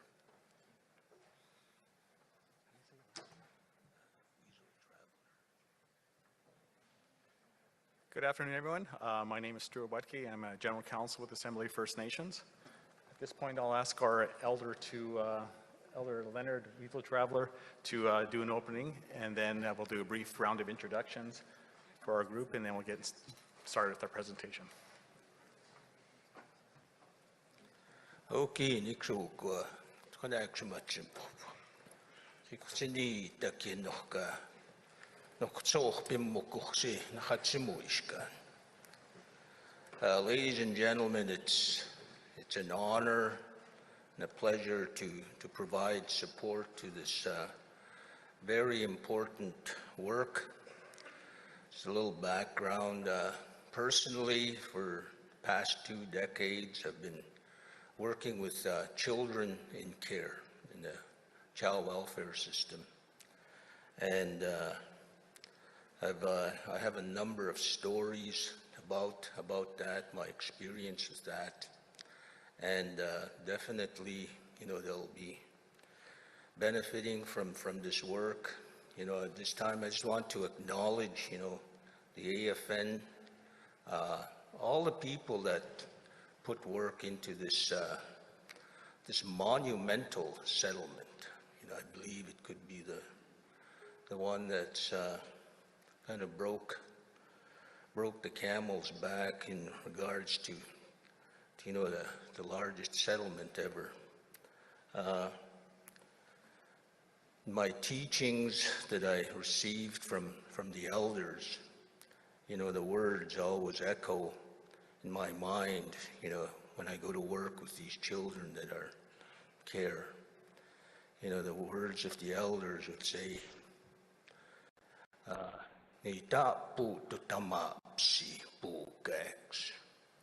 what I just said, children are the most important in our lives. And it's sad that the children, our children, have given this nation of Canada one of the biggest industries. The work that is created for, the gatekeepers of education, all professions, starting from courts down, all the way down to psychologists, you name it. Our children have provided them with a very good income, very good lives. They've prospered on our children. And it's not our children's fault. We know, what has occurred in the past, and, what's being offered, the settlement. Yes, it'll help. So my prayer is that this work continues from all the chiefs, all the counselors, minor chiefs, all you technicians, all you educated people. Our children need you. I work with them every day. They need you. They need all of us, our children. We have a ceremony when a child is born. It used to be that way. The family would consult an elder, and that elder will come forward and perform a ceremony. It's, you could call it a name-giving ceremony. But what it is to bring all the community together, and it's to acknowledge the Creator for this greatest gift that the Creator gave us, is a child. And that child is given a blessing, and and is given a name. And the philosophy behind that was this: through that whole ceremony and that blessing, will provide that child direction as to, what its work is, what it's meant to provide for community and for family. But we know with what occurred with colonization, all that, changed. Cultural genocide. These are, some of the things that have to be changed. And then everybody needs to step up and, yes, acknowledge that our children are the greatest gift from the Creator. So my prayer today is that this work continues to help our children. And I know I was given a limited time for this, but I want to share a little bit. In my own community of Pikani, APTN Nation, southern Alberta, our residential schools closed down 1962. And for 3 years, all our children were cared for by the Pikani people.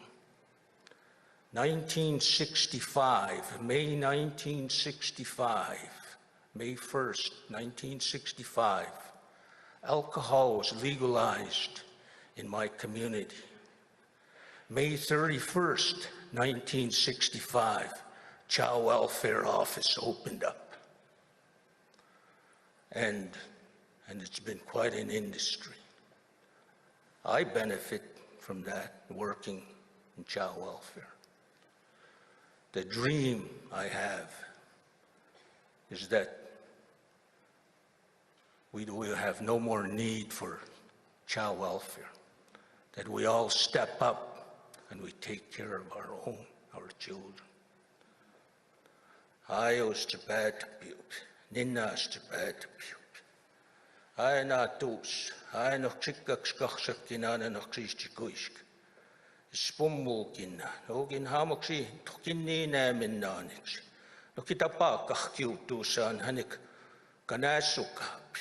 Nuku sinanix nissuku sinanix. Tak kanasukapspin. Kimma tukinan, kanamu tsakatumukinan, kanasukapin, hamoksin tukinni naminanix. Spumukinan, sinaminanix, hamoksi tatumakinanix. Spumukinan, hukin hanum kanuksin. Akitap kanasukapi, hanakakyapuktaka, nuku sinan, suku sinan. Ogis spumus moksin tukinni naminanix. Amokin nestugaksimaani. Akstamikaksista paisci. Kimma piipitistä päätpiups pumpstaat. Okin hamoksi. Itsins pumpstaaksi. Homuktu muut saakatuupika muuksiskis tahpummuuksiks. Ja kokonaatapsukaapiin häneksi puukääksi. Kimma piipit, kimma tuukina. Kohtsimiskaasakidistä päätpiup. Kimma piipit.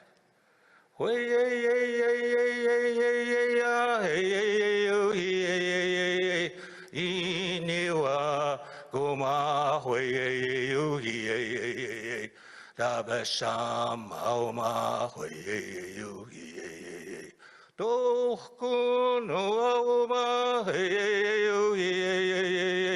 Matuelugu auma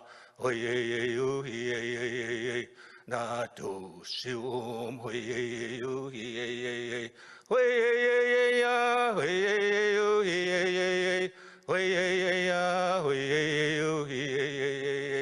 Pukasina.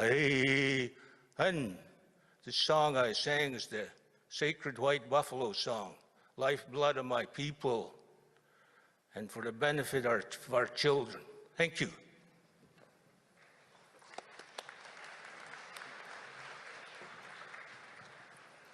I'd like to thank our elder for the opening. We do have an update on the implementation of the settlement agreement.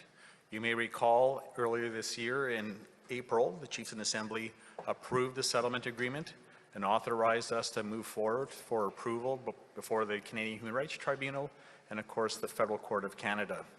So we do have an update from you, and it'll be presented first by Diane Corbier and Dean Janvier and myself.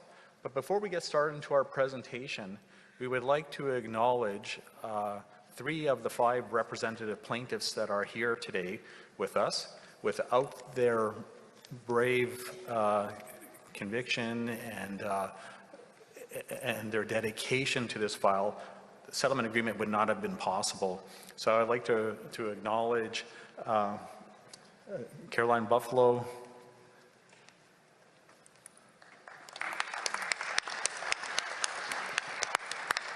Melissa Walterson, and of course Ashley.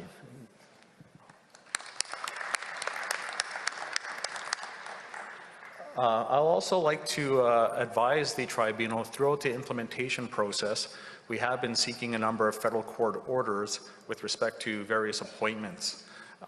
So we do have representatives of the Settlement Implementation Committee here today who were appointed by the federal court in the latter part of November of 2023.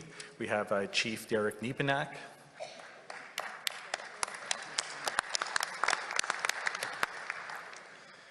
and we also have Duke Pelche.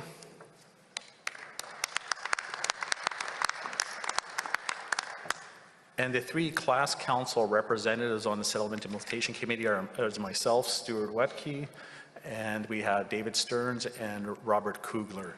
So at this point, I'll turn it over to Diane to begin our update.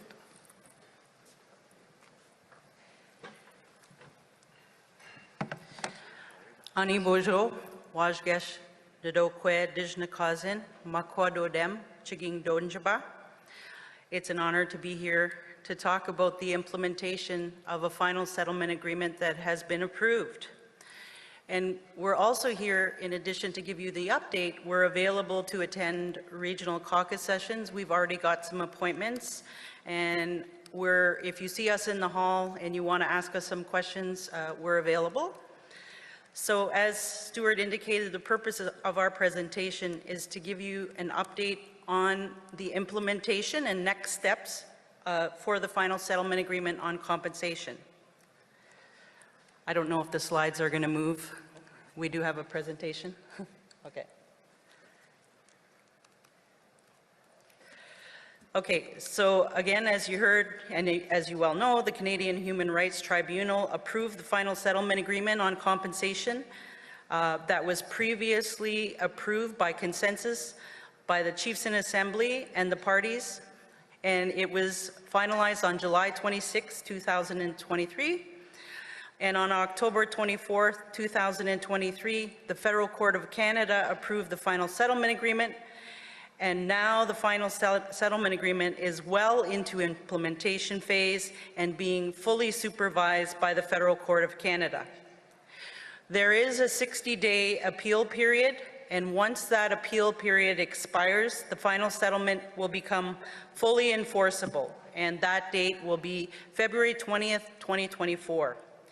We will receive the full amount of the compensation funds then or within 120 days, and the Settlement Implementation Committee has and will continue to approve some of the institutional frameworks that's required for administering this settlement agreement.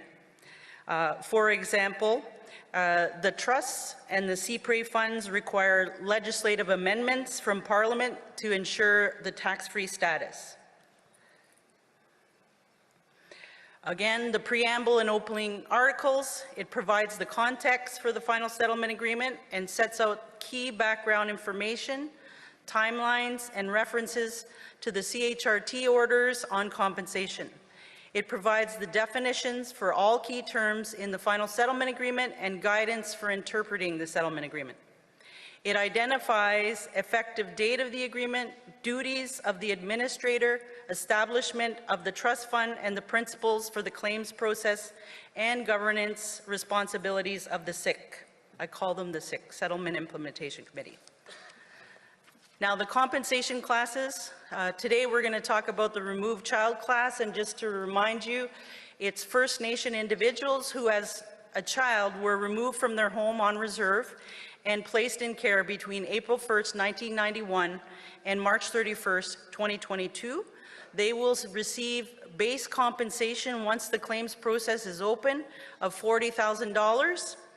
And there's a potential for enhancement payments may be made to compensate these class members who experience additional harms as recommended by experts, including age at first removal, time in care, age at exiting care, removal to receive an essential service, and removed from a northern or remote community, and the number of spells in care. At the same time, the removed child family class will be considered. The caregiving parents or grandparents of removed child class members at the time of their removal, and they will receive a base compensation of $40,000, which may be multiplied for additional children removed to a maximum of $80,000. What we're really here is we assured the First Nation leadership that we would be talking and coming to the regions about the distribution protocol and claims process, because the leadership has been pretty clear that they need to fully understand all aspects of this agreement before it comes to their communities. We are working on the distribution protocol and claims process for all classes, but we'll be seeking approval of the removed child class and removed child family class first, consistent with resolution number 28. We were instructed to get compensation out to the classes as soon as it's ready, and even if we have to stagger, which we're going to do. Jordan's principal in Trout will undergo pilot testing of the questions for the claims process as recommended by experts. They wanted to make sure that we were asking the right questions in the right way, so we're already starting that pilot testing before we finalize the distribution protocol and claims process. The KITH class requires documents in cooperation with agencies and the provinces and the Yukon, and we will roll out this process as soon as we finalize its distribution protocol claims process. And to assure you, we will be coming to the regions to explain all of these as they're ready. The interest on compensation will be paid to the following class members from the Interest Reserve Fund of $1 billion. Removed child class members placed off reserve between January 1st, 2006 and March 31st, 2022. The KITH class members and Jordan's principal class members. Other class members may receive interest using income generated on the Interest Reserve Fund, but it will be based on expert advice all the way through the claims process. As Stuart indicated, we are in implementation, and the oversight and implementation will be conducted by the Settlement Implementation Committee. They are comprised of 2 First Nation members and 3 Class Action Legal Council members who are to serve in 5-year terms and 2 beginning with 3-year terms. The Class Action Legal Counsel appointed by the Assembly of First Nation is Stuart Watke from Garden Hill First Nation, Manitoba. Chief Derek Napanak from Pine Creek First Nation, Manitoba is appointed for 3 years, and Duke Pelche, Wikwemkong Unceded Territory, Ontario is appointed for 5 years. All 3 First Nation appointments can be extended by the Assembly of First Nation Executive Committee, and all can be reappointed for another 5 years. Again, their responsibilities include monitoring the administrator, which is Deloitte, who you're going to hear from next, the claims process overall, and engaging experts when needed, and reporting to the court, and they also will have a liaison protocol agreement with the AFN Executive Committee. All must act in the best interests of the class and not any particular party. The 23-point $4 billion in compensations will be held in trust, and as I indicated, we could receive this as early as February 2024. We have an investment committee, Rob Mitchell, Sonia Baxendale, which have international experience on investments, and Byrne Christmas, who you might remember from Member to First Nation Nova Scotia, are appointed for 5 years to review the viability of the investment strategy. We've also appointed an actuary, Equilor Limited, and they are to calculate expected returns on the settlement funds and give the Settlement Implementation Committee advice on the art of the possibility. A third-party assessor, Helen Simogonis from Poundmaker Cree Nation, Saskatchewan, has been appointed by the federal court to oversee any appeals of class member application and to set up that office and hire other third-party assessors. More appointments have been made and will be made upon further implementation. Other provisions, again, as you know, the taxation and benefits, Canada must make best efforts to ensure that compensation does not negatively impact entitlement to federal social assistance or tax benefits, and will urge provinces and territories to do the same. And you all might have heard of what happened in Saskatchewan when they were trying to tax the citizens, the First Nation citizens. So we will try and do everything we can to ensure that the taxes and benefits are kept.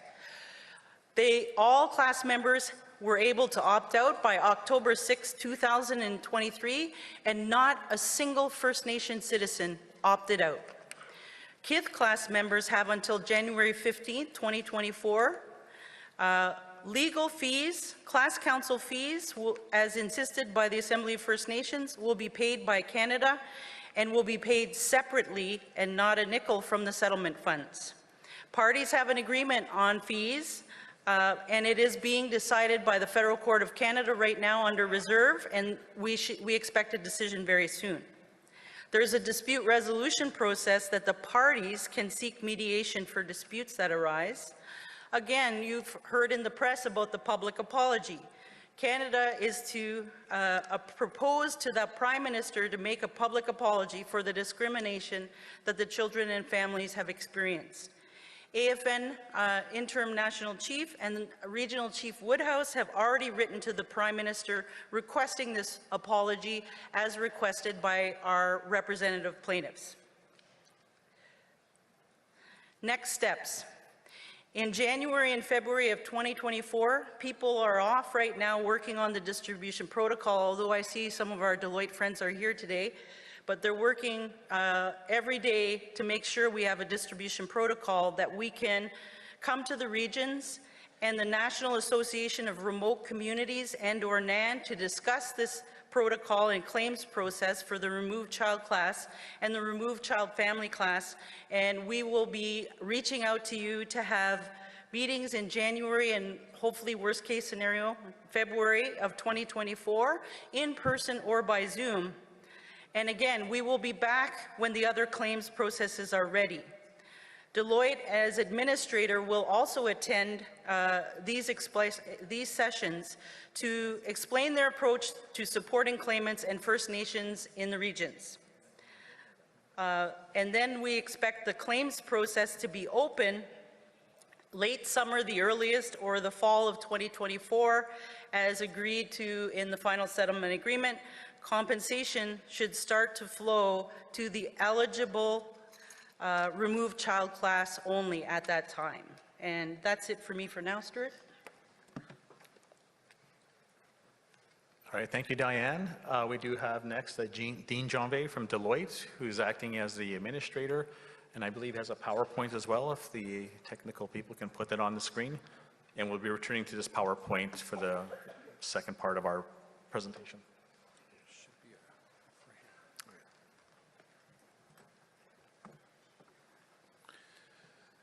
Good afternoon to everyone here. I'd like to acknowledge the elders and our leaders, to the women and the youth here today.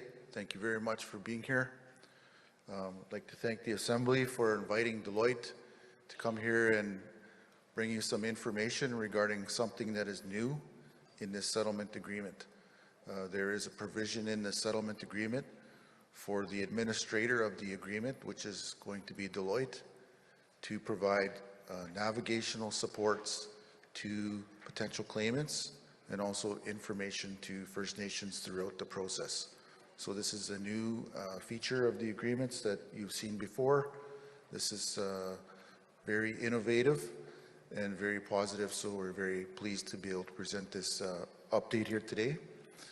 And before I get started, I would like to ask for the forgiveness, please, of our French delegates. Our presentation is currently in translation, and so I will be providing it to you as soon as it is finished being translated, but for the purposes of today, it's in English only, so I ask for your forgiveness for that. Thank you. Through our presentation today, we'll be covering off Deloitte's role as the administrator, the scope of the navigational supports, and the update on the navigational supports plan.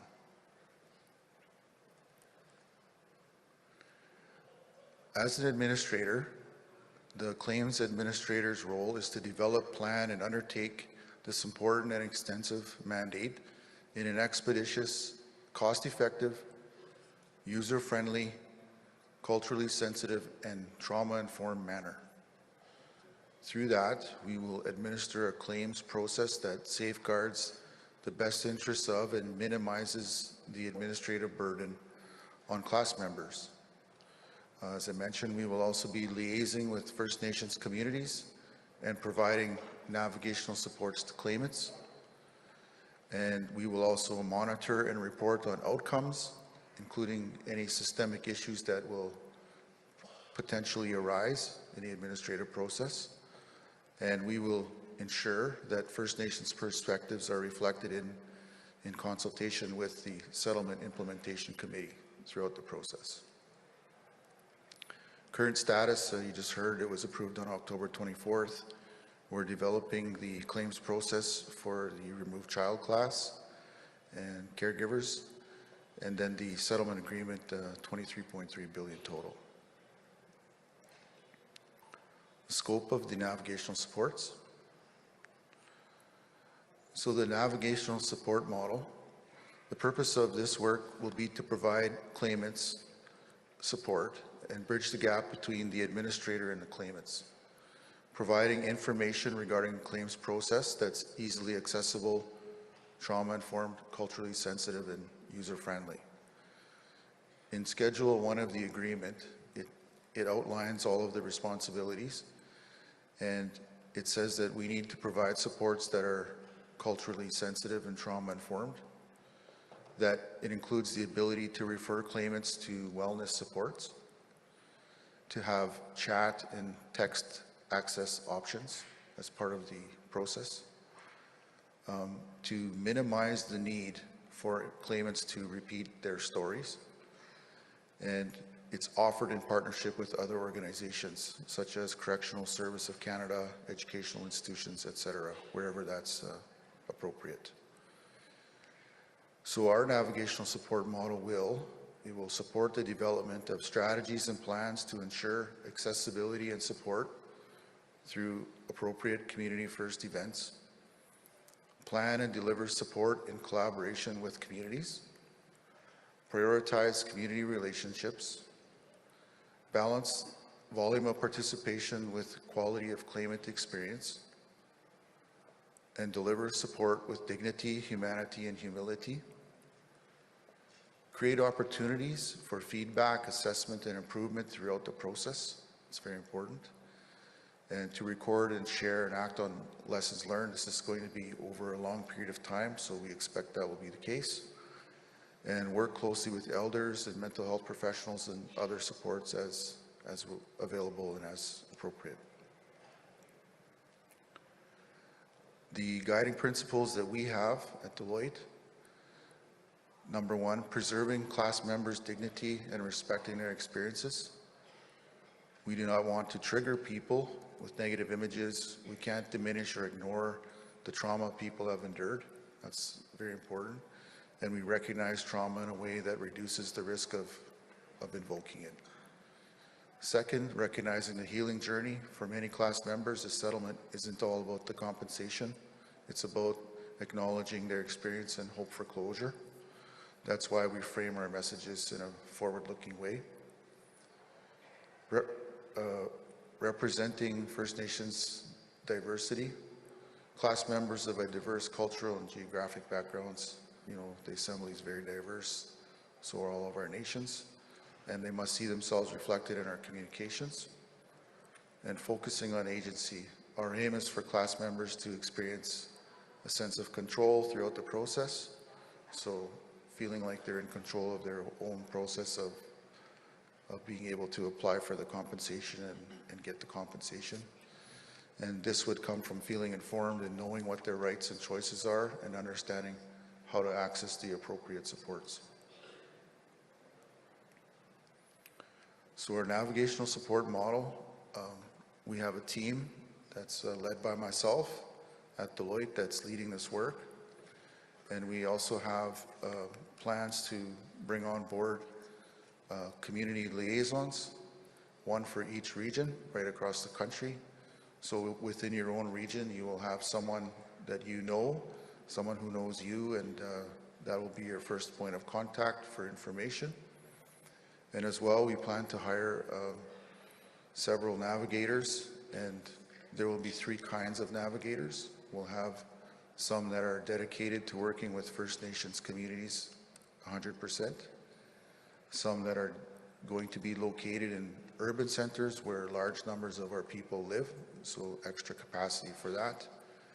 And we will have some that are solely virtual navigational support, so they'll be available to any First Nations individual anywhere across the country each and every day. And as well, in that yellow box underneath, you'll see that we have external additional supports identified. Those will not be through the administrator. Those will be through First Nations and Canada directly for enhanced supports that you will need to help serve our people.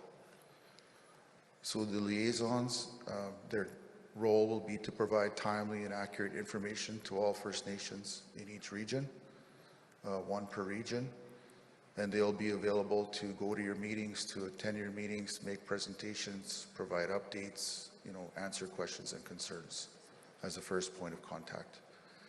Secondly, for the navigators, they will be dedicated to supporting all of the individuals involved, supporting the class members throughout the claims process before, during, and after, and they'll be allocated, as I mentioned, across the country. So we'll be coming back to you with more details on that soon. So far, we have prepared and presented a navigational support plan to Canada, which was submitted in August. And we received some approval last month, just about a month ago, for the community liaison. So planning is underway for that hiring. And as well, we have also been provided some resources to start the work of bringing on board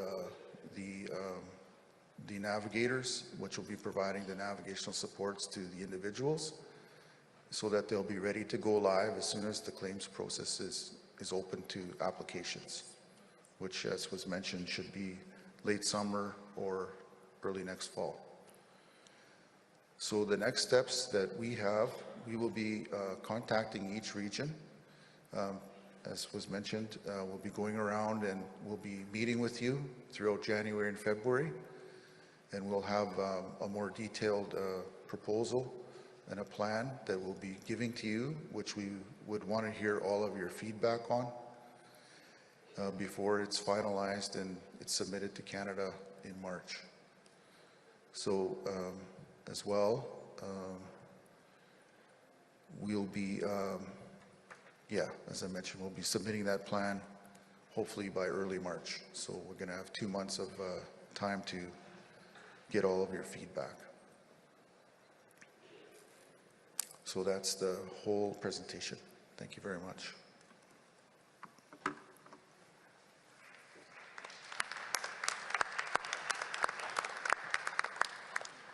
If we can go back to the AFN slide.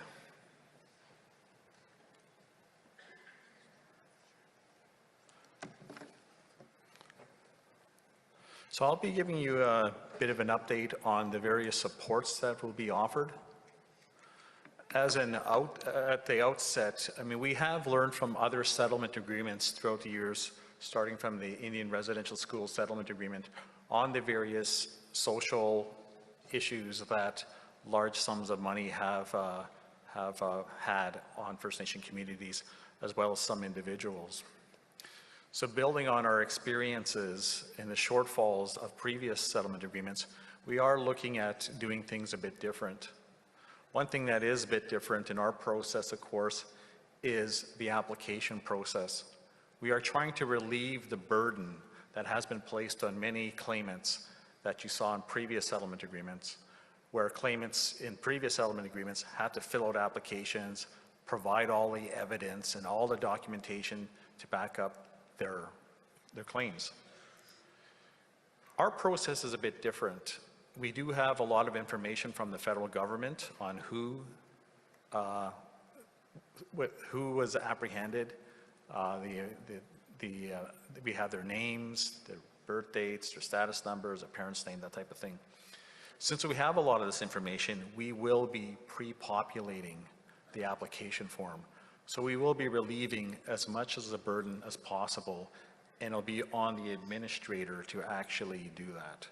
So once someone comes forward saying they're interested in applying for compensation, an application form will be pre-filled for them. The navigator will work with the claimant to ensure that the information is correct. If there are deficiencies or there's missing information, an opportunity to be provided to those claimants to fill in the form and correct the record. So our process is a bit different, but we do recognize there are other supports that are necessary for various claims, class members. And again, we want to ensure that the supports in the application process are safe, trauma-informed, culturally relevant, and accessible to everybody, and that various health and other supports are available to them. Now, Canada, on top of the compensation amount, has agreed to pay for a lot of these support services. And so it will not be deducted from the claimants in any way. It'll be made available to them free of charge. And we will also provide a help desk, and the AFN does have a help desk with a call-in line for people to call us to ask questions and to get various help. So Dean mentioned the navigational supports, and really these are claims helpers. They'll be employed some of them will be employed by Deloitte, but we're also looking at other options to have regional supports as well. And really they're going to be there to help claimants fill out the form, and while that claim is being filled out, they'll also be able to refer them to a number of services that may be available. For instance, if they're having, if they require mental health supports, that type of thing. But really, we're looking for individuals who would have access to specialized youth expertise, children expertise, case management function. They'll also do referrals. So if they'll offer the full array of services to individuals, and they'll also be able to provide information relating to their application process. So again, this will be a burden on the administrator, not necessarily the class members. We'll also have a number of health supports that are available. Mental health counseling would be made available to all individuals. There's also a number of existing trauma-informed cultural supports that are currently available. Some of those will be expanded upon. Canada will provide additional funding for those supports for people to access it. There will be counseling made available, and Canada will pay for all of that counseling. There is also a virtual mental health supports and a dedicated helpline that would be made available to individuals. The important thing to know about this compared to other settlement agreements, individuals will be able to access this throughout the duration of the settlement agreement, not just when they're filling out the applications. leveraging First Nation organizations. So again, we recognize that in the past, the burden was really placed on the claimants, but also First Nations to assist individuals to fill out applications. Again, we're looking at something a bit different, where we will leverage existing First Nation organizations and work with them and coordinate efforts with them so that First Nations are not inundated with people trying to fill out applications.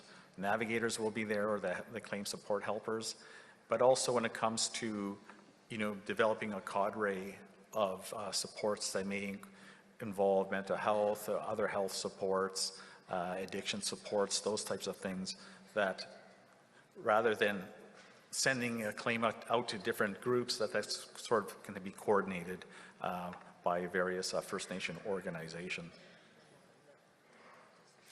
We'll also be providing financial literacy. Again, we recognize that in other settlement agreements, this option wasn't made available. People were given a check. But we will be providing them with information on, how to invest money if they would like to. But there will also be 3 types of investment vehicles made available to class members. If they get their compensation, they can say, well, I'd like to put my money in this investment. As it's a pooled amount, again, Canada will pay for some of those administrative fees for that. So again, we're looking at ways we can provide various supports and help to individuals. So those are really the supports that are be made available to individuals. Building on past experience, we don't want to leave claimants by themselves, and we will do our best to ensure that this settlement process is different. And before I move on to questions you may have, again, I would like to thank all our representative plaintiffs for their dedication and guidance in this file. And they will be representative plaintiffs, of course. They will be responsible for this settlement agreement for the next 21 years. So I've mentioned a number of them, so I will read out the full list of our representative plaintiffs. And again, our representative plaintiffs for the AFN class actions are Ashley Bach, Karen Osterchoff, Melissa Walterson, Carolyn Buffalo, Noah Jackson Buffalo, Richard Dickey Jackson, and of course, Zach Trout. For the Musham class action, which we merged with, we have Xavier Musham, Jeremy Maswagan, and Jonathan Mawasagan. So those are our representative plaintiffs. Again, without their support, the full array of compensation would not have been possible, and we thank them for their assistance and guidance. Thank you.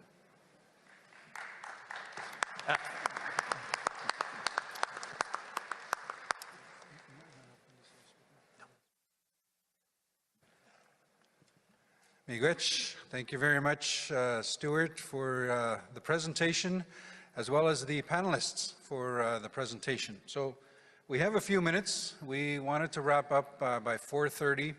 As Stuart indicated, there is an opportunity for a few minutes if you have any questions for Stuart or any of the panelists. So the floor is open. We'll take a few questions until 4:30. Microphone 1, and we'll go to, after that, microphone 2, 3, and then back to microphone 1. So go ahead. Chief Vera Mitchell. Yeah, up to 4 minutes. Poplar River First Nation. I don't want that bright light shining on me, because it looks like I have blonde hair. Just kidding. So, question is, like one of the really touchy issues that we have in our communities is vulnerable people. Like, we don't categorize our people, and it's really difficult when I, as a chief, is approached by family members and say, and I know that because I was in the education system, there are children that are adults now that are vulnerable because they've had difficulties in their life. And how do we ensure that it's safe to proceed with these payments of, and I don't want to say those types of people, but is there any kind of process in place that can be used as a identifier? I don't know if that's the right word, but who decides that? Like, if if a person in the system is getting a payment and in history they have been categorized as vulnerable, how do we protect those children, is my question. Miigwech, thank you very much. Chief at microphone 1, I do see 4 more in the room, nobody online. At that point, I'm going to close the speakers list. So 1 more at microphone 1, okay, I do see 1 more standing, 2 more at microphone 1, 3 more at microphone 2, and then the speakers list is closed. We'd like to wrap up by 4:30 so that you can have a quick break before the candidates form. So microphone 2. Good afternoon. My name is Regina Crowchild, proxy for Chief Whitney from Sotina. I want to thank the panel and everyone that did their work and all the work that has been done since the start of this process. And, you know, it's a sad situation that the children had to be in care and then they're taken from home. And I'm wondering, in our ways, the man, the husband or the father, is the protector of his family and the provider. That's in the role of the men. The women look after the children. So obviously, someone didn't do their work. They didn't take care of the children. So, and they ended up in foster care, and they suffered, and the families suffered too. So I was just thinking about that as you were giving the report, and I thought about it for a long time because we still have children that are in foster care because our peoples are not assuming their roles. But I do have one question. That committee that you selected, implementation committee, I think that's the name was given. How was that committee selected? All due respect to the men, but how come there's no women on that committee? The women play a key role here. The women are the ones that pushed this thing, began this process. So they should be recognized. And I want to know how. No disrespect to the men, but there should be women there, if not all 3 of them. Thank you. Miigwech, thank you very much, Proxy Crowchild. Very good comments. At this point, I will take the 4 more. I had closed the speakers list, and then I will go to the panel for a response. So nobody on speakers list is closed. Nobody on Zoom. Microphone 1, please. Miigwech,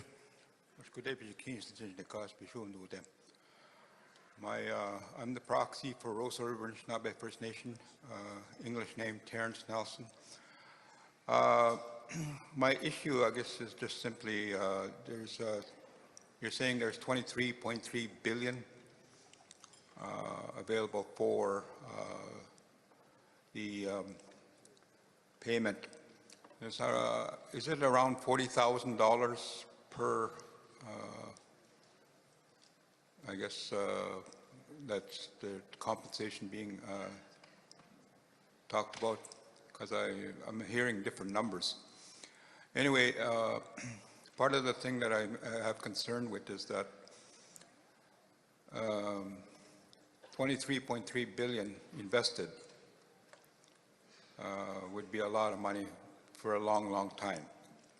And that's the problem that I see, is that when we have money dispensed to First Nation people, and I've had some of the money that was from the residential school compensation, and pretty well all of that's gone now, the residential school compensation. That's what's going to happen with this particular payment. I'm concerned. I guess whatever decision has been made is fine by me. I'm not trying to overturn that. What I'm saying is that providing money to individuals over, one payment, within a few months, that's going to be gone. That's the thing I'm looking at, is that 23.3 billion invested over the next 50 years would make a hell of a lot of money. So we need to be able to do something a bit better with our money. So it's a question. It's not I'm not trying to overturn or do anything with that. I'm just saying that the person getting $40,000, you may get a new car, a house, but in a very short period of time, it'll be gone. If we haven't learned anything from the residential school settlement, where are we going? What are we doing? Miigwech. Miigwech, thank you very much. And again, we have closed the speakers list, so I'm going to turn it over to microphone number 2. Aitje, Donnie Morrison Gus, Chinamixip, and in Okmakan.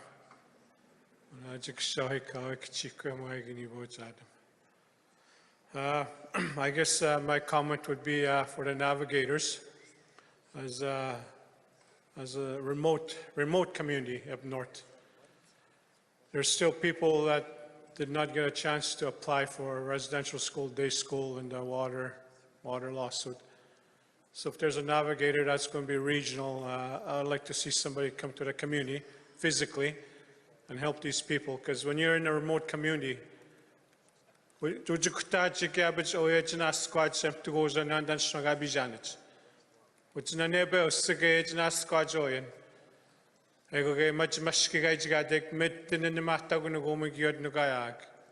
drug epidemic is really hurting us. Our people still are afraid for somebody, a stranger that comes to talk, freely talk.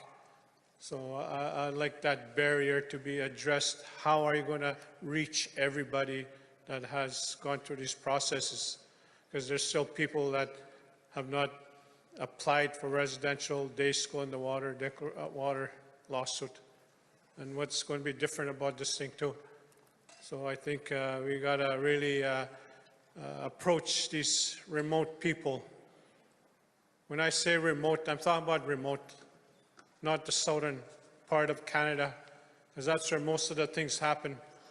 With the next national chief, I want her or him to focus on the northern part of Canada too from now on. Miigwech. Miigwech. Miigwech, Gumakan. Again, all of these comments, the panelists are taking note, and I will allow for an opportunity to respond. Microphone 1. Bonjour, Medado Kenya Guji Yajik and Dishnaka Makwa Dodom, Caldwell First Nation, Donjaba. I'm Chief Duckworth from Caldwell First Nation, and this is the first time I'm really hearing about all this, and I'm a chief. We had the Ontario caucus today, and these questions were asked, and they weren't answered. So I'm glad I'm here today to hear, where we are on the process. And just to lend, I guess, some context to it, this has been a really long process, and we know where it started and how it started. And my experience of working and living, I fostered 33 kids over a 5-year period. 33 kids over 5 years. My parents took in relatives and raised them, as did my grandparents. So there's a history of us taking care of each other and helping each other. So I'm a social worker by trade. I have a master's degree, and I've worked in child welfare. And I know how important our language, our culture, and keeping our children close is very, very important. The long wait for compensation only hurts our children. It hurts the ones that are here now that have been waiting.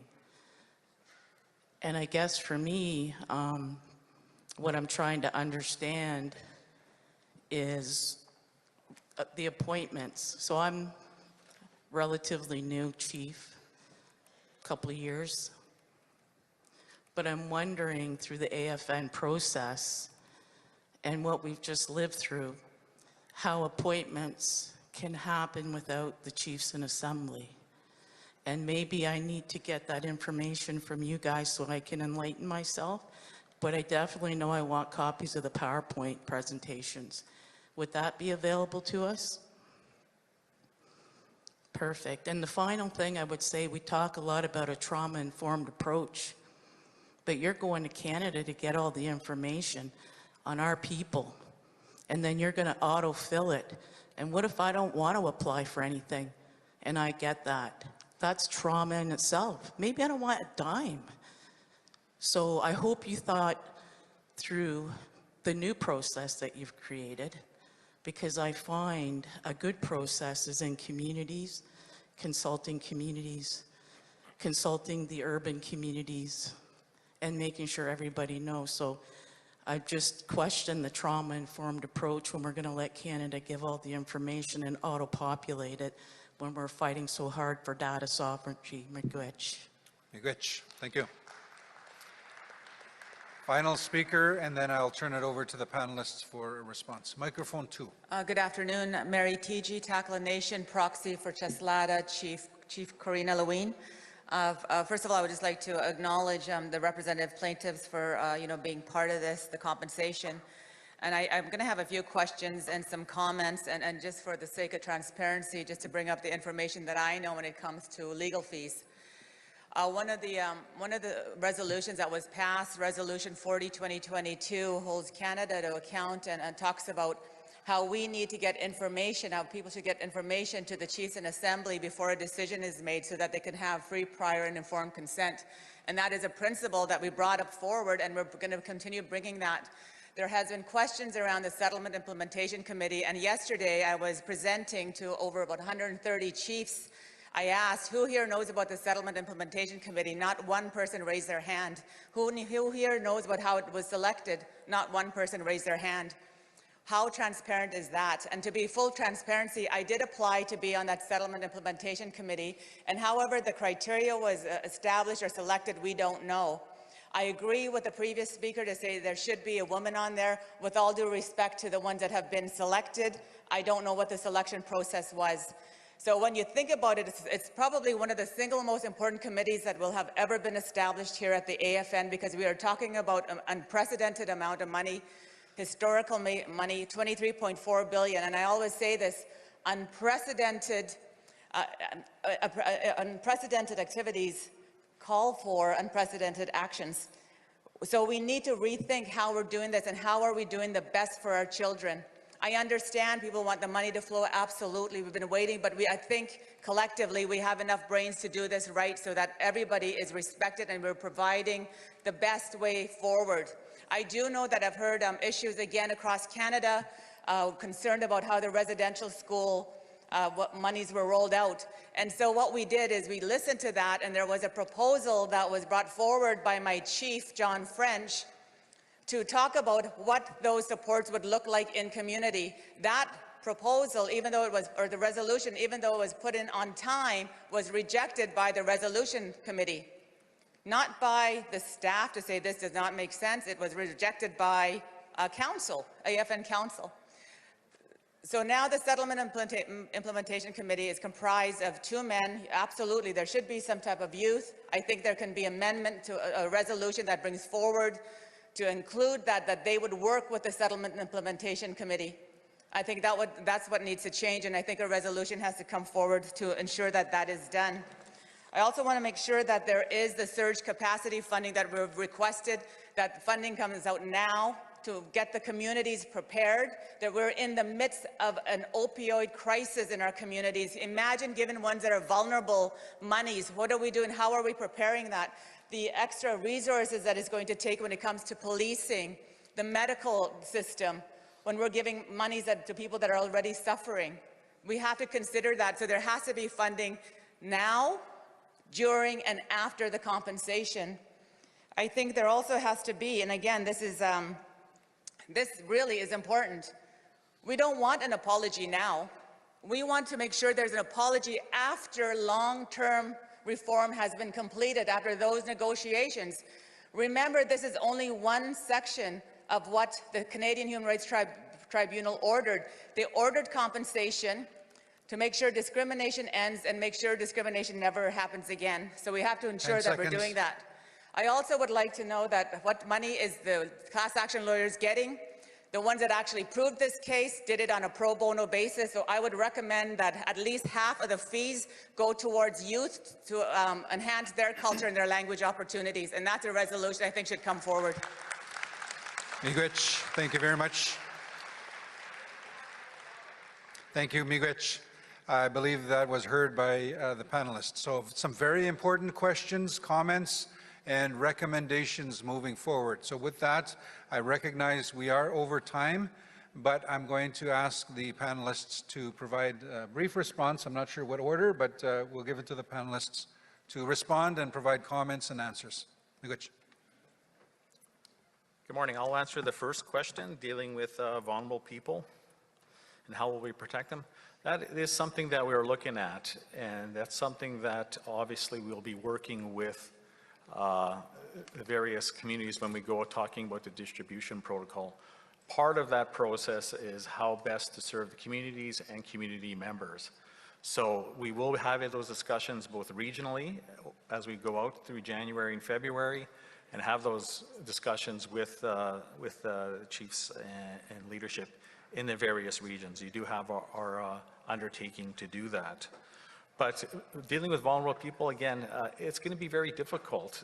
Obviously, the navigators or the claims assist or the claim helpers may not have the full expertise to find out or to know if someone's having a mental health issue or not. And that is something that we'll be looking at. But we will have well-rounded out individuals, and they will be providing information on the various supports that will be made available to individuals. I'll turn over the next question to Diane.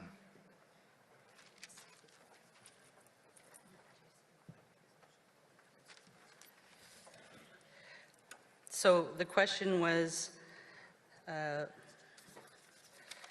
there's a general question about the resolution committee, and they're going to be up to answer that question, but I'm going to answer, how was the settlement implementation committee selected? First, the Settlement Implementation Committee is very clear in the agreement how it will be selected, how it will function. So we followed the agreement, first and foremost. Second, we followed, it is for the AFN appointments of the Settlement Implementation Committee, we followed the usual AFN process. We sent out a notice to the First Nations, we posted with a time limit, and we got applications, and the AFN Executive Committee and the representative plaintiffs selected the committee. So the criteria was followed. The next question was about investing the $23.34 billion, and we need to do a better job in helping individuals invest their compensation. There is structured payments being offered. We cannot impose, and I think the leader was right, we cannot impose on these individuals. These are their human rights compensations. But we are offering financial literacy, investment options, structured payments. So, and we are working to try and do what we can to help them extend the life of their own compensation. With respect to the good question about the navigators in the remote communities and how we're going to address the remoteness. As I indicated, when we're talking about the claims process and the navigators, we are going to the National Association of Remote Communities, and we're going to talk about how we can do things better for the very specific issues that apply to the North. And we are already have a relationship with Anishinaabe Nation, so we will be coming to deal with that. And as Dean Janvier said for Deloitte, they want to talk to the northern and remote communities too, because it's not the same as Southern Ontario, and I think the Caldwell First Nation chief said that. The other question, back to the Settlement Implementation Committee, or any appointments, we are following the final settlement agreement. It's all set out how we deal with these issues. Some of the appointments are decided by the parties, and now it's the Settlement Implementation Committee. So, and it's all supervised by the federal court, and we're following the final settlement agreement that was approved by consensus of the Chiefs in Assembly in April. I think there was one more question. Nope. You have another one?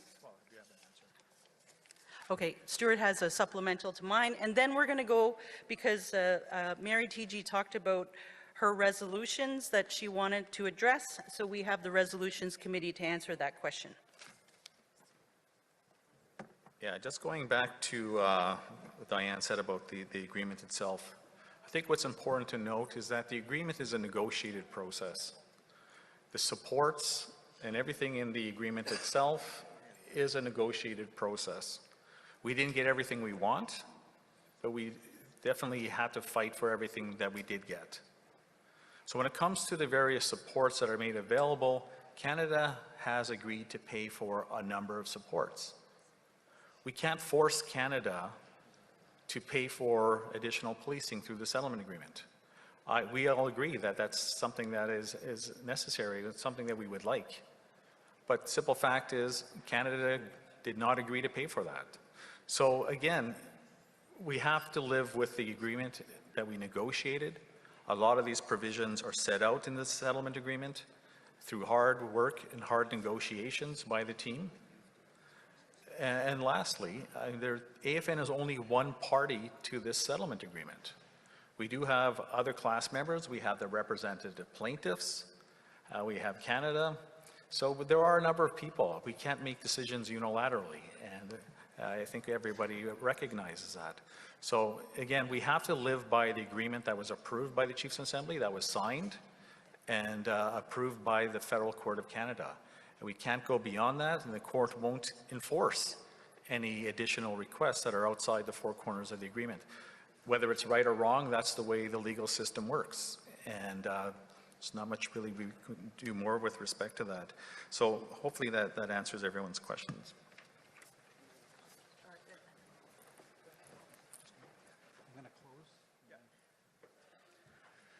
So at this point, I would like to thank the panelists for responding. We will come back to the resolution question. We do have a response. I would like to say thank you to the panelists for making this very important presentation, providing an update and answering some questions. Also a reminder, we are aware that the regions are having caucus sessions throughout the week. If your region would like this presentation or an update and an opportunity to ask questions, the panel is available. So that opportunity is there. They'd like to share the information within the caucus sessions if you want to offer that or extend that invite. So miigwech. So thank you very much. We'd like to move on now. There was a specific question on the resolution that did not complete the process and be presented here at the Assembly. So I'm going to turn it over to the resolution team. Adam Williamson is a legal counsel with the resolution team to be able to respond to that question.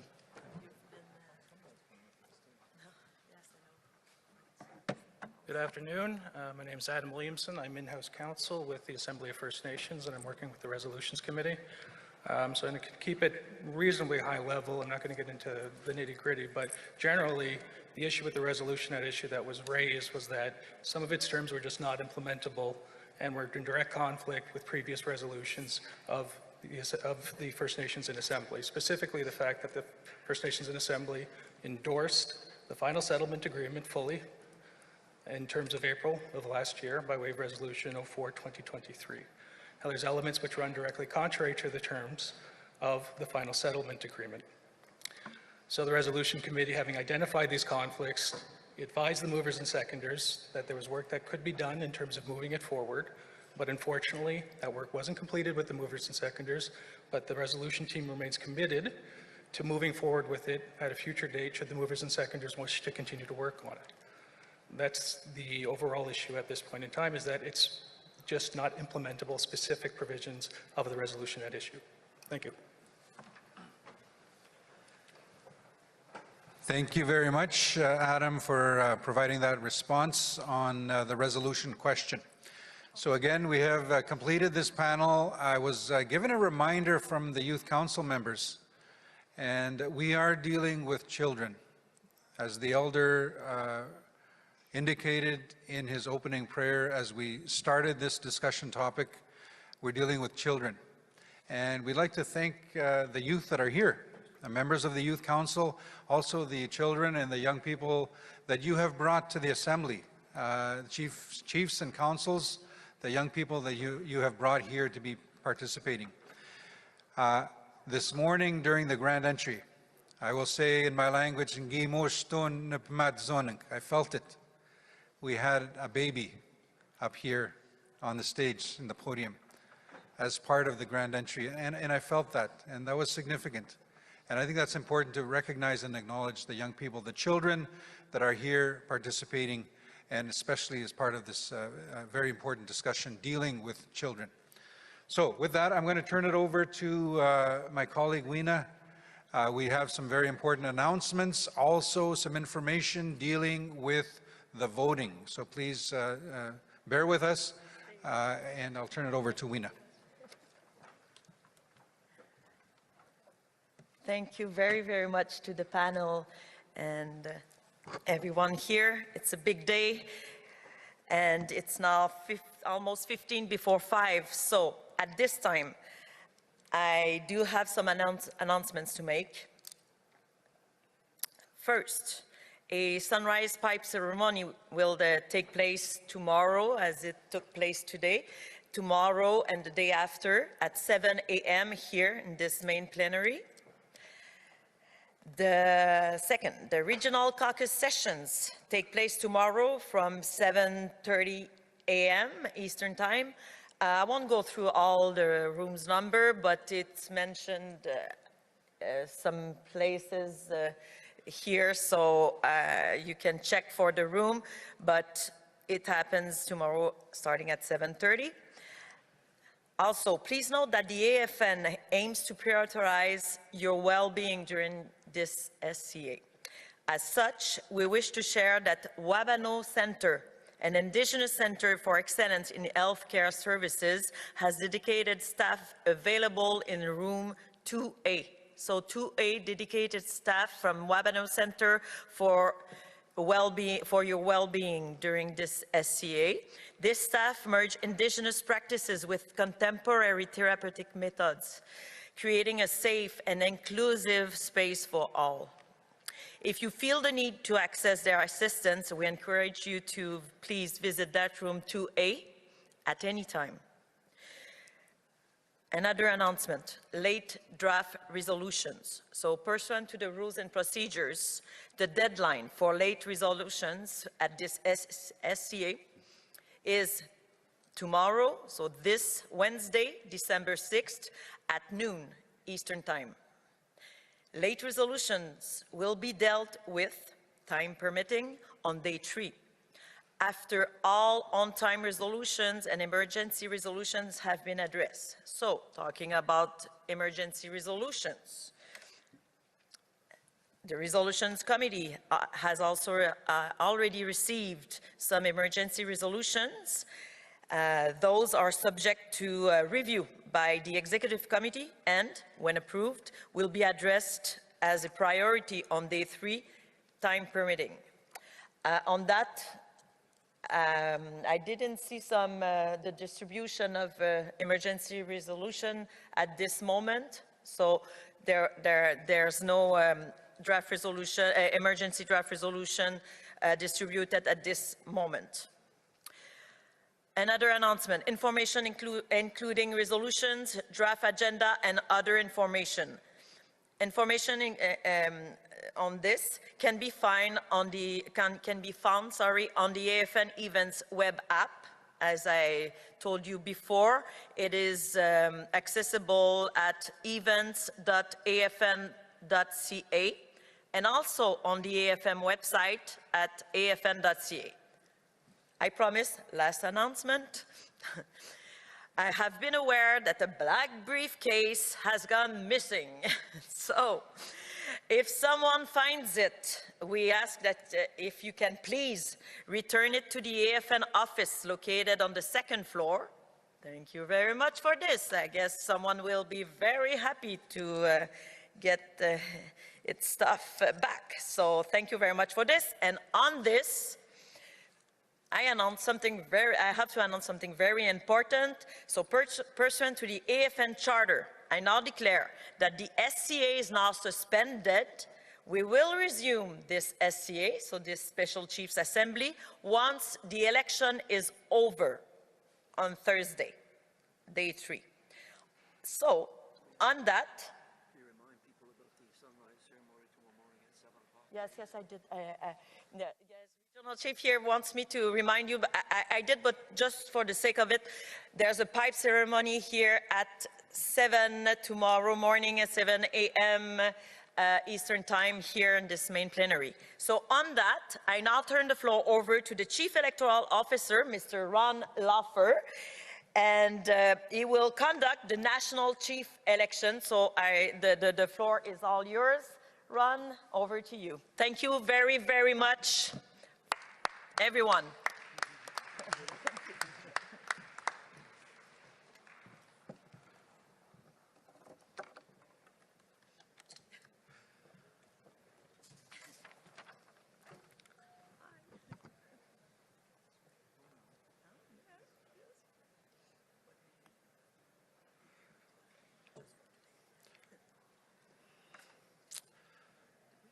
Okay. I'll take just a few minutes of your time and then we'll head to a break. Thank you very much for the kind introduction, Weena. As mentioned, my name is Ron Laffer. I'm a settler living in the unceded Squamish, Musqueam, and Tsleil-Waututh territory. I'm very honored to be here administering this important election on the unceded, unsurrendered traditional territory of the Algonquin Nation. I was electoral officer during the 2021 AFN election for National Chief, and it's wonderful to be back here with the AFN family, this time in person. We will be holding the election for National Chief tomorrow, and as you know, it will be conducted online electronically. I'd like to provide you a little bit of information on how that will work. As well, I've set the voting system to send out a test vote email. It went out a few minutes ago. And that provides the chiefs and proxies a test that can be completed.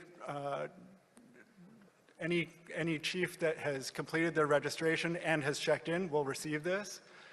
So you can do a practice round during the upcoming break.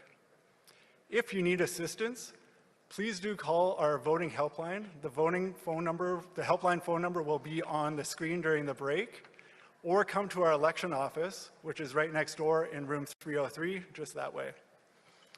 It's important that you complete this test ballot to ensure you're familiar with the voting process and you can troubleshoot any technical difficulties now rather than tomorrow. We will be using the Simply Voting platform for the election. It was used in 2021 as well. It is a Montreal-based company that has been providing online voting services for more than 20 years. It's simple, it's secure. Importantly, it also allows for telephone voting. In case anyone can't access the internet for any reason, that's available.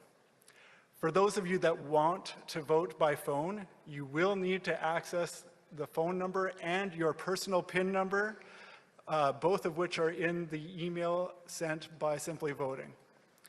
If you don't have access to your email, you will need to call our helpline or come to our office next door and we can assist you. If you're in this room and need Wi-Fi to cast your ballot, you may come to our election office, again next door, and use our Wi-Fi to cast your ballot, acknowledging the fact that you do need internet to vote, unless you're voting by phone. Most of you will be voting online, and I'm going to take just 3 minutes now to show you what that looks like just now. So right here we have my email, and this is exactly what your email will look like. And the test vote. If you opened your email now, you'd likely see something that looked like this, hopefully not with my name. And in this email, it shows some instructions, but importantly, it says you will need your status card number or the ID number that you registered for this SCA with.